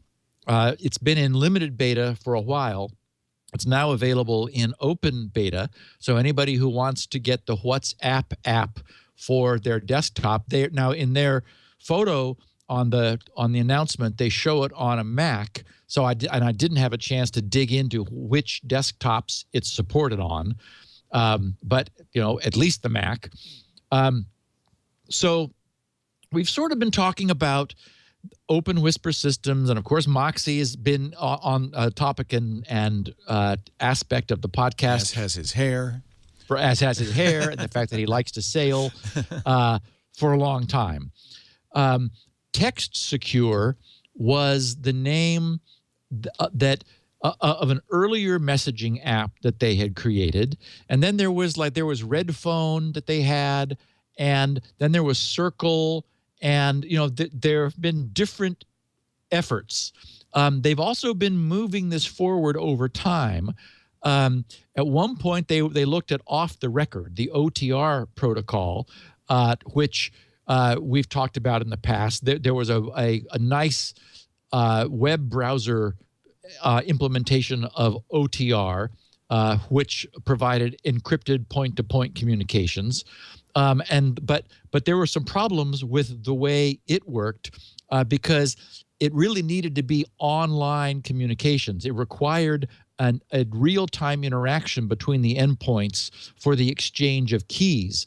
And what the Whisper Systems guys wanted to come up with was something that would allow sort of the text messaging model. That is, where you could send a message to someone who may be offline at the time, and when they came online, then they would be able to receive the message. So it would be queued somewhere until they were able to receive it. And that the security challenges of that were significant. So they were, over the course of years, and that's one of the interesting takeaways, is this kind of super mature technology, which is what I think they have today, doesn't happen overnight. It takes nurturing, and it takes building a few and seeing how they work and thinking about it, because it's often difficult to attack something that's just an idea. It really helps to play with it, and then and this is why building stuff is so important. That's one of the lessons that I've talked about often, is that hobbyists who create something discover stuff they didn't expect to find, and it's because they didn't expect it that it's useful, even though you don't know it's useful a priori. It turns out once you do it, it's like, wow, I didn't think this was going to happen. And that's the point. So as a consequence of them having many previous things, they've got to a point today where I was just enraptured by digging into the details of this protocol. It too has been renamed, as have the app. The app, there's no more Text Secure or Red Phone or Circle. Everything is now Signal. So Signal amalgamates and pulls all of those previous efforts together as the app, and the unpronounceable name of the protocol, Axolotl, AXOLOTL. And isn't he adorable, Leo? Oh, it's just the cutest little thing I've ever seen. He's critically endangered and adorable, probably because Disney stole them all. Aquatic salamander, and it's this. They called it axolotl because this salamander, as we talked about at the top of the show, has amazing self-healing capabilities. Being a salamander, it can regrow limbs. And the axolotl protocol has some self-healing properties. So I'm going to read two things from two different blog posts where they describe stuff, and then I'll get into my own bullet points of the features. So one of their blog postings said, to continue eliminating confusion and simplifying everything within the Signal ecosystem, we're renaming Axolotl to Signal Protocol. The implementations have been renamed, so there are open source Signal Protocol libraries available for C, Objective-C, Java, and JavaScript in our GitHub repository. So everything I'm going to talk about is also not only well vetted, but open source, encouraging this to be the messaging protocol of record. They continue, these have been making their way into an increasing number of communication apps, as well they should, I say. And they write, we're excited for the future of the Signal protocol as it continues to spread. And then in a different, one paragraph from a different posting, they said, as of today, and that's this most recent one or last week, the integration is fully complete. Users running the most recent versions of WhatsApp on any platform now get full end-to-end encryption for every message they send, and every WhatsApp they call, and every WhatsApp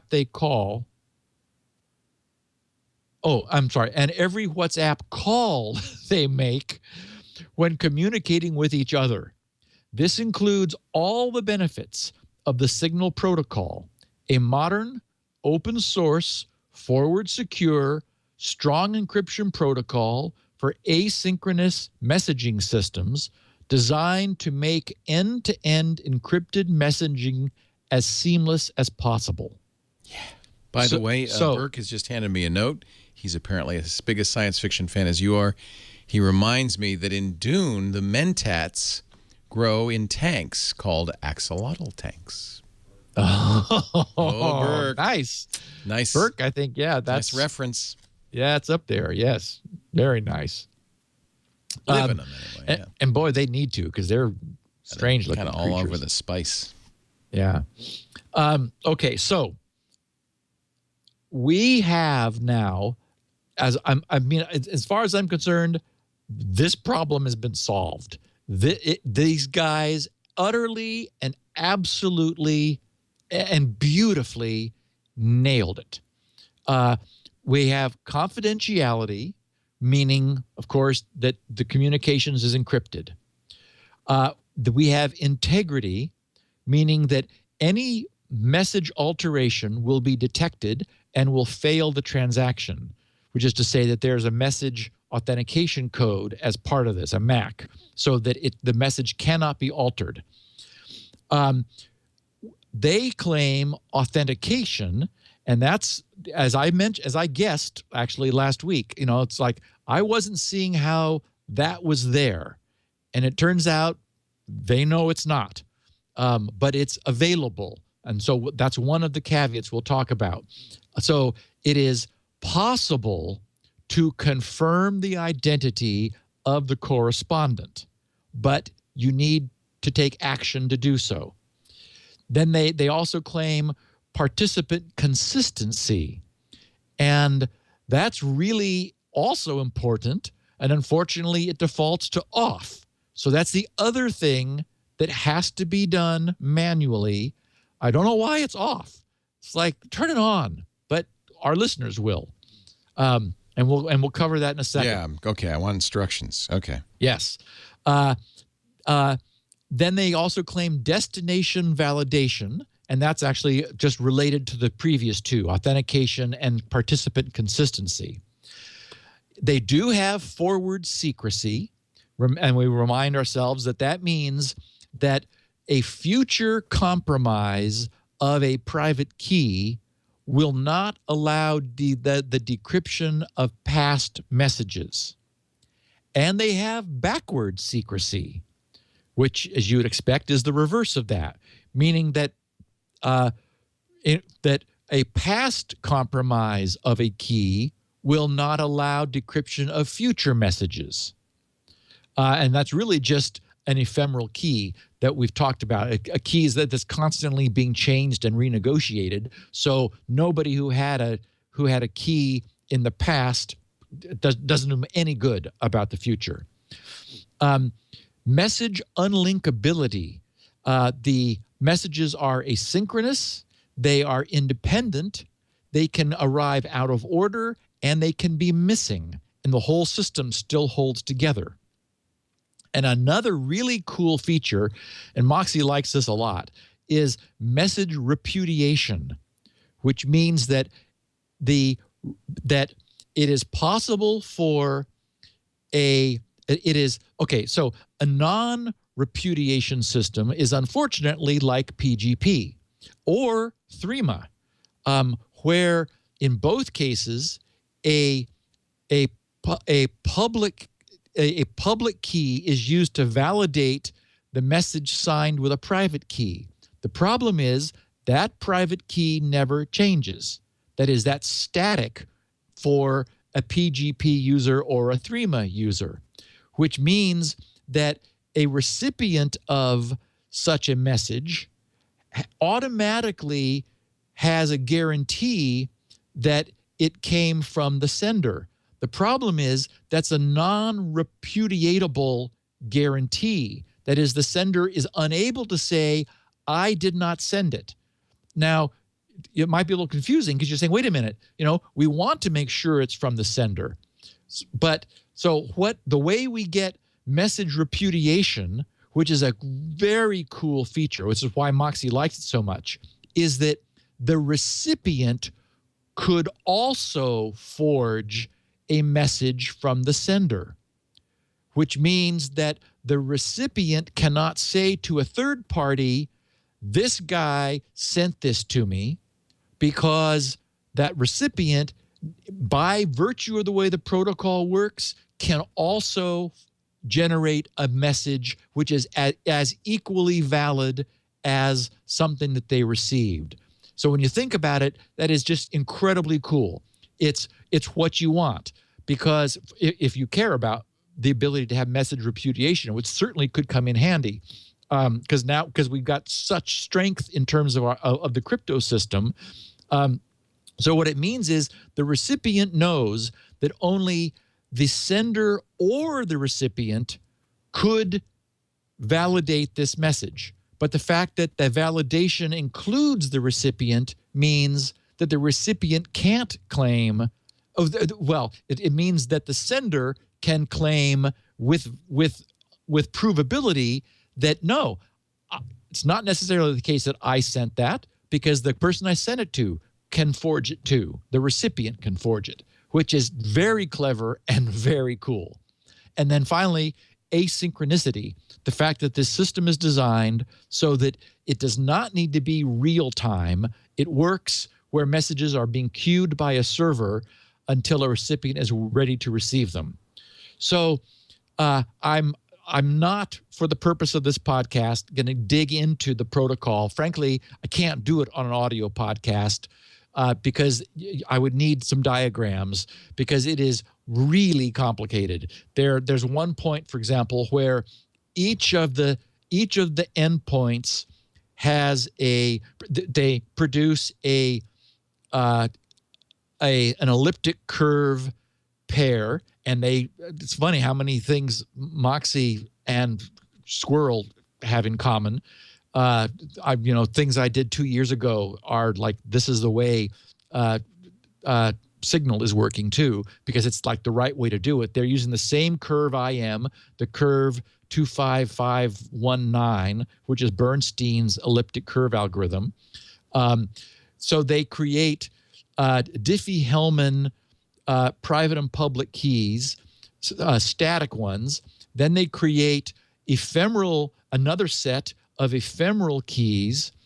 Then they use a triple Diffie-Hellman protocol where they exchange their ephemeral keys, and they use Diffie-Hellman key agreement 3 times to agree to generate to take their private key and the other person's ephemeral public key, get a key agreement there. The other guy takes his private key and the other's Diffie-Hellman public key, gets a second agreement, and then they take the exchanged ephemeral keys and then use that with Diffie-Hellman to get a third, and they concatenate all 3 of those together in order to get this master session key. And anyway, like I said, it's a crazy protocol, but what it ends up doing is it eliminates the OTR, the off-the-record protocol, used DSA signing, the digital signature algorithm, which is extremely scary for cryptographers because it's a brittle and fragile algorithm that's easy to get wrong, whereas Diffie-Hellman it's hard to get wrong. So, and that bizarre exchange and triple Diffie-Hellman and concatenation system, a whole bunch of amazing properties fall out of it. And this is what Trevor, who's been working with Moxie, came up with. What was that particular key? But there's this notion of a ratchet in an interactive protocol. A ratchet is the term where you want to evolve a key that you agree upon. As you send messages back and forth, you ratchet the key forward. And there's this notion of a single ratchet where the first side sends the first half of a Diffie-Hellman key agreement to the other guy. But until he receives the other guy's half, he can't really do anything. When the other guy sends it back, he sends his half of the key agreement with an acknowledgement, with an implicit acknowledgement of the receipt of the first half. Now each side has new Diffie-Hellman ephemeral public keys, which they've exchanged, and they're able then to do a Diffie-Hellman key agreement to obtain the identical next ratchet key. The problem is that's nice in real time when you're able to keep sending these back and forth and keep evolving keys. But one of the innovations here is an offline ratchet using a hash, where if the sender is sending successive messages, they really do not want to reuse keys. So they use a hash ratchet, which one side can do just by hashing the old key in order to get the next key, and that allows the keys to evolve single-endedly. And then the way the protocol works, the moment the outstanding first real-time sort of double-sided ratchet can be completed, then they both resynchronize the offline ratchets. And as I said, it is a little mind-bending, but they got it all working. And the one other really interesting thing about this protocol is that there's a problem with establishing the first session. That is, in any sort of in a real-time protocol, you could somehow come up with a shared key in real time. But the whole system wants to be able to send somebody you have never sent a message to a secure message, so that the very first one is secure. And the question is, how do you solve that problem? Well, they did it brilliantly. When you register your WhatsApp or your Signal app, whatever it is, with the central server, your client precedes the server with 100 of your public keys and gives them IDs. Then what that allows is, that allows somebody who wants to send you a message who has never sent you one before, they're online, I mean, they're sending you a message, they're able to get one of the 100 preceded keys from the server, in which you have provided them provided the server ahead of time in order to bootstrap a secure message. Because it's your public key, so there's no downside to putting that on the server. Actually, it's a one-time. It's 100 ephemeral public keys. Okay. So it's not your public key. It's actually a one-time key. It's actually it's a cache of one-time keys. And what they do is they use that to encrypt and place that back on the server until you're online. When you are, that blob comes to you? Well, first of all, you will never allow the reuse of that one-time key. So if you've ever seen it used actually in use before, you absolutely drop the message. The server itself should never issue it a second time. But again, a recipient could try to reuse it, but they're one time. So since the server is going to delete it, nobody else will get it. The recipient has no reason to reuse it because it won't be accepted, because the originator of that key will remove it from their pending valid ephemeral keys list and won't accept it. So the system is just, it is, they nailed it every way from Sunday, with the one exception that you cannot be sure who you're talking to. And this is always the problem. Authentication it's the bugaboo. It's the thing, when I was excited about Threema, it's because they put that in front. They said, authentication is critical, and that's what the 3 dots and the yellow, green, and red stop sign was. It was how much, you only got full green authentication if the 2 devices had seen each other's QR codes and had a physical device exchange, because then you absolutely knew that they had exchanged that the public key you were getting was the public key of the person you thought you were getting it from. That's the problem, is this man in the middle problem. And what's interesting is they know it. The picture, Leo, at the top of this, in the show notes, at the top of our discussion under the WhatsApp headline, is the photo that they show in their blog posting. And what is it? It's the authentication portion.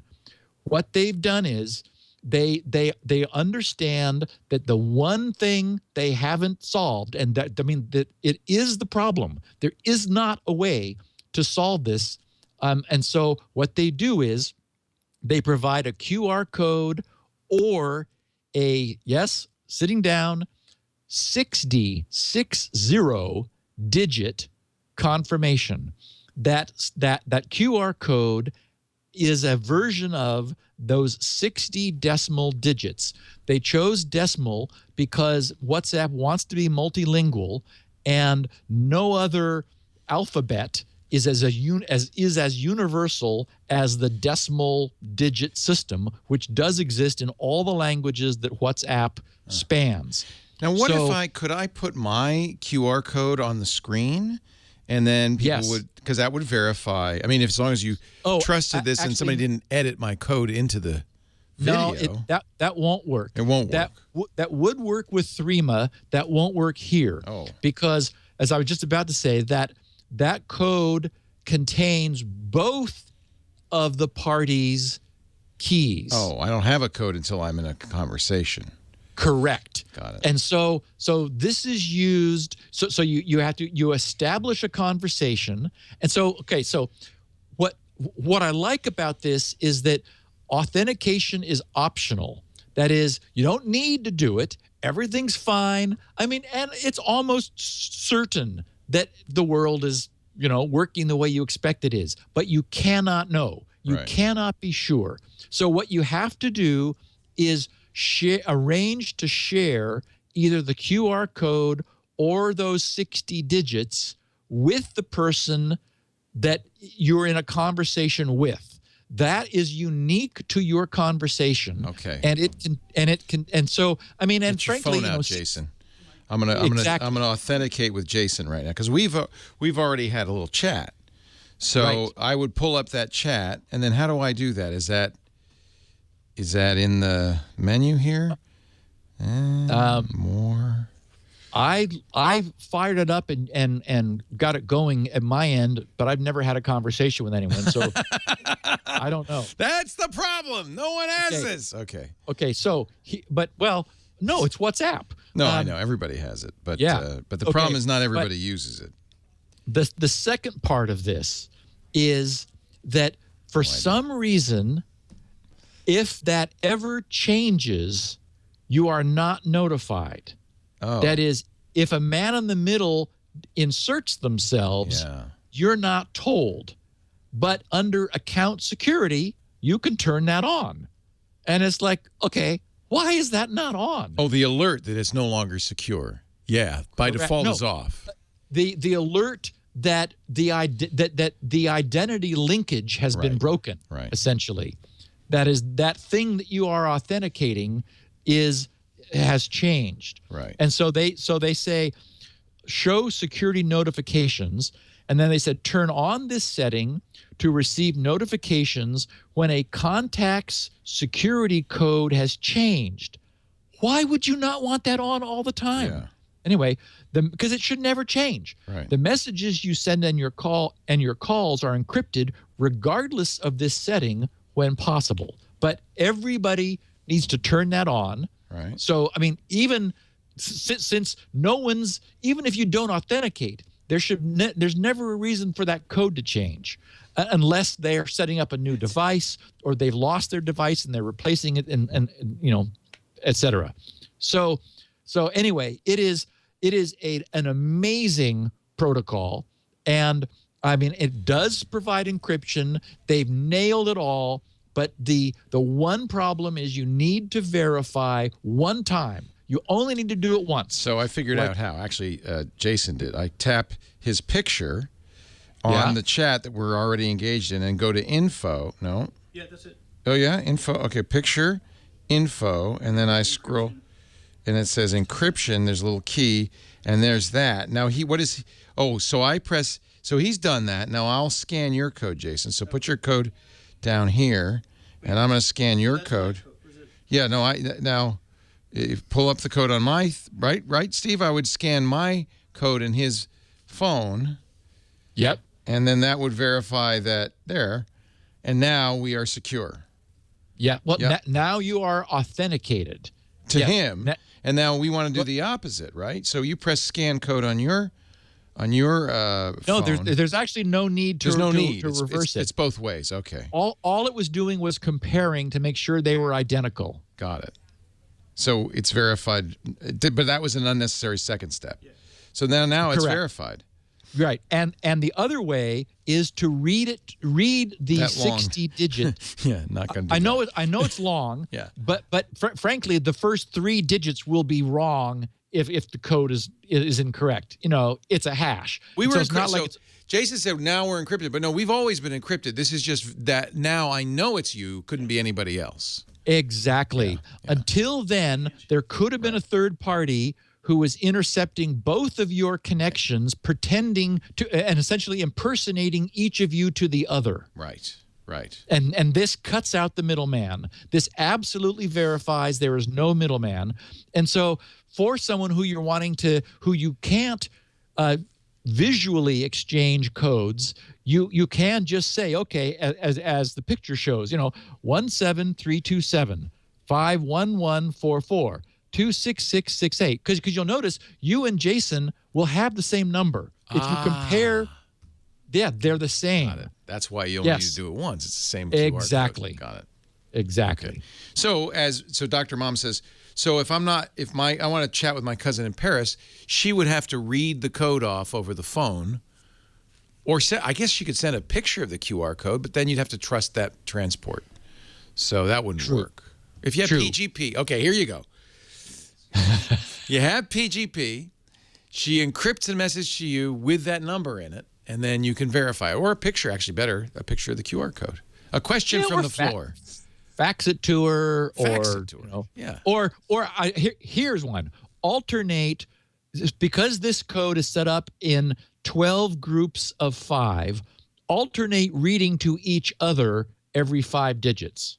Wait a minute. Now, here's a question. This is a good one from the audience. It's the same code. I just take a picture of my own code. Is it though? That wouldn't work, Steve. It must be a different number. No, this is for you to. All you're doing is what that check mark said was that these are the same. Yeah, but couldn't I just take a picture of the QR code, like everybody on the screen, and then Yours and Jason's are showing the same code, right? Yeah. So I just take a picture of my code on my phone. Yeah, it is the same code. So the point is, it's for your information. Yeah. It doesn't do anything for the. I apologize. I don't really understand. It doesn't do anything for the. It doesn't do anything for the app. It doesn't change anything. It's just this allows you to know that you actually have Jason's private key and he actually has yours. Right. So you really wouldn't want to just take a screenshot of your screen and then because that would be, you wouldn't be proving anything. You have to make sure these both match. That's it. Yes. This could be the bad guy's code on your phone. So you have to go to tell Jason, hey, make sure these match, and then we know. Got it. This could be the man in the middle until I verify that we both have the same thing at both ends. Yes. Got it. And in fact, if you had different codes, there is no question that there is a man in the middle. Right. Because those codes have to be identical if you have if it's a point-to-point connection. So not only does it prove that you each have each other's actual private key, it also proves that if they're the same, that there is no man in the middle. If they are different, there is a man in the middle. Okay, now I don't want to be the Windows 10 in the punch bowl here, but there is one point that there's nothing, it's not open source. So you can't, in fact, this is of course what EFS says as well. There's, 7 green check boxes. And while Signal is open source and you can verify it, you can't verify WhatsApp. So there's a red check there that code is not reviewed. And in fact, one of the things they announced a few months back was they got a verifiable build on Android, meaning that they from the public source, they built a binary identical to what the Android app had, which of course is what we want to see. We want to see that it is absolutely, bit for bit from the source. There was no source. And you can was do tweaked. that, and you should do that because that verifies the fingerprint, but that only verifies the binary blob. Well, you and don't Leo, know that there's no NSA code in there. You just take right, take my word and for it. even worse, I will. You made a very good point a couple of weeks ago when we were talking about Apple, and this is why I want to. The other thing I want to stress on the podcast is absolute security in the ivory tower exists at the mathematical level. In application, it doesn't. There is no such thing. It is an illusion. And so I would argue that we get too worked up over this idea of, why can't I have perfect mathematical security? Because you can't. You're typing on a screen and you didn't write the firmware yourself or the software or design the silicon. Or the process, exactly, the processors we talked about last week. There's too many, there's theory and there's real world. Right. So it cannot get any better than this. It doesn't need to get any better. But so people should open source could arguably be better. Not perfect. No. I would say I really don't think we're seeing any evidence of that because StageFright is open source, OpenSSL is open source. Not by nature of being open source, but just you have to trust Moxie Marlinspike and the WhatsApp team that they haven't injected code in here. If it were open source, somebody could at least verify that there's no backdoor in there. Right. I agree with you. There's no open source isn't per se more secure. Unfortunately, bugs exist in every form of code, but it does allow you to verify that there's no intentional backdoor in there. Right. Right. Yeah, it's not, I mean. Yeah.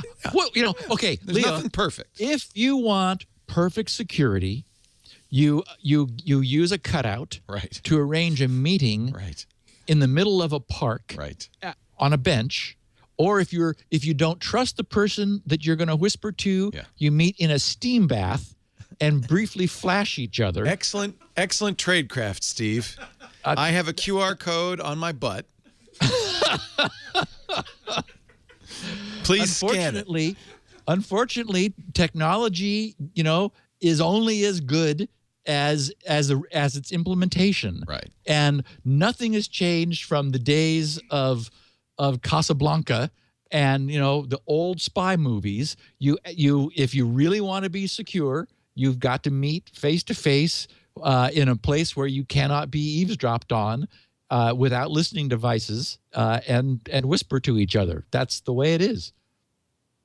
Is it Ben Franklin said, two could keep a secret, but only if one is dead, I think was the line. Anyway, WhatsApp is a beautiful piece of work. Hats off to these guys.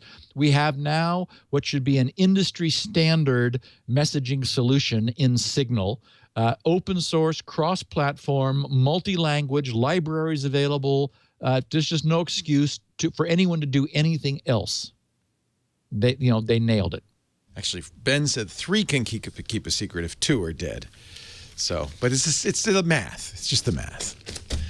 Steve Gibson, I am so glad that you give this your thumbs up. And what's remarkable, really, about this is that with a flip of a switch, Facebook and WhatsApp gave 1 billion people, close to 1 billion active users, instantaneously secure, not just text, voice communication. Yeah. Wow. Pretty impressive. Yeah. Yep. We do the show every Tuesday, 1:30 Pacific, 4:30 Eastern Time, 20:30 UTC. Please watch live if you can. Love having you in the chat room. We also had a great studio audience. You probably heard them giggling in the background and asking tough questions. If you want to be in the studio audience, tickets at twit.tv is the email address. Steve will be doing a Q&A, God and Moxie Marlin Spike willing, next week. So you can put your questions up on the Twitter. He's at SGGRC, or go to his website, grc.com/feedback. While you're there, golly, there's so many great things to do. Pick up your copy of Spinrite, the world's best hard drive maintenance and recovery utility. He also offers audio of the show and transcripts, written transcripts. I think it's really helpful sometimes to read along. And the show notes are there too. So if you want to see the pictures we talk about, they're all in there as well. And links. And all the links. Yeah. We have also audio and video of the show at our site, twit.tv/SN. We also put it on YouTube, and it's on every, podcast client and all that. Just search for Security Now and subscribe. 10 years in the making. You don't want to miss another episode. 556 next week. Wow. Thank you, Steve. We'll see you next week. Thanks, Leo. Security Now.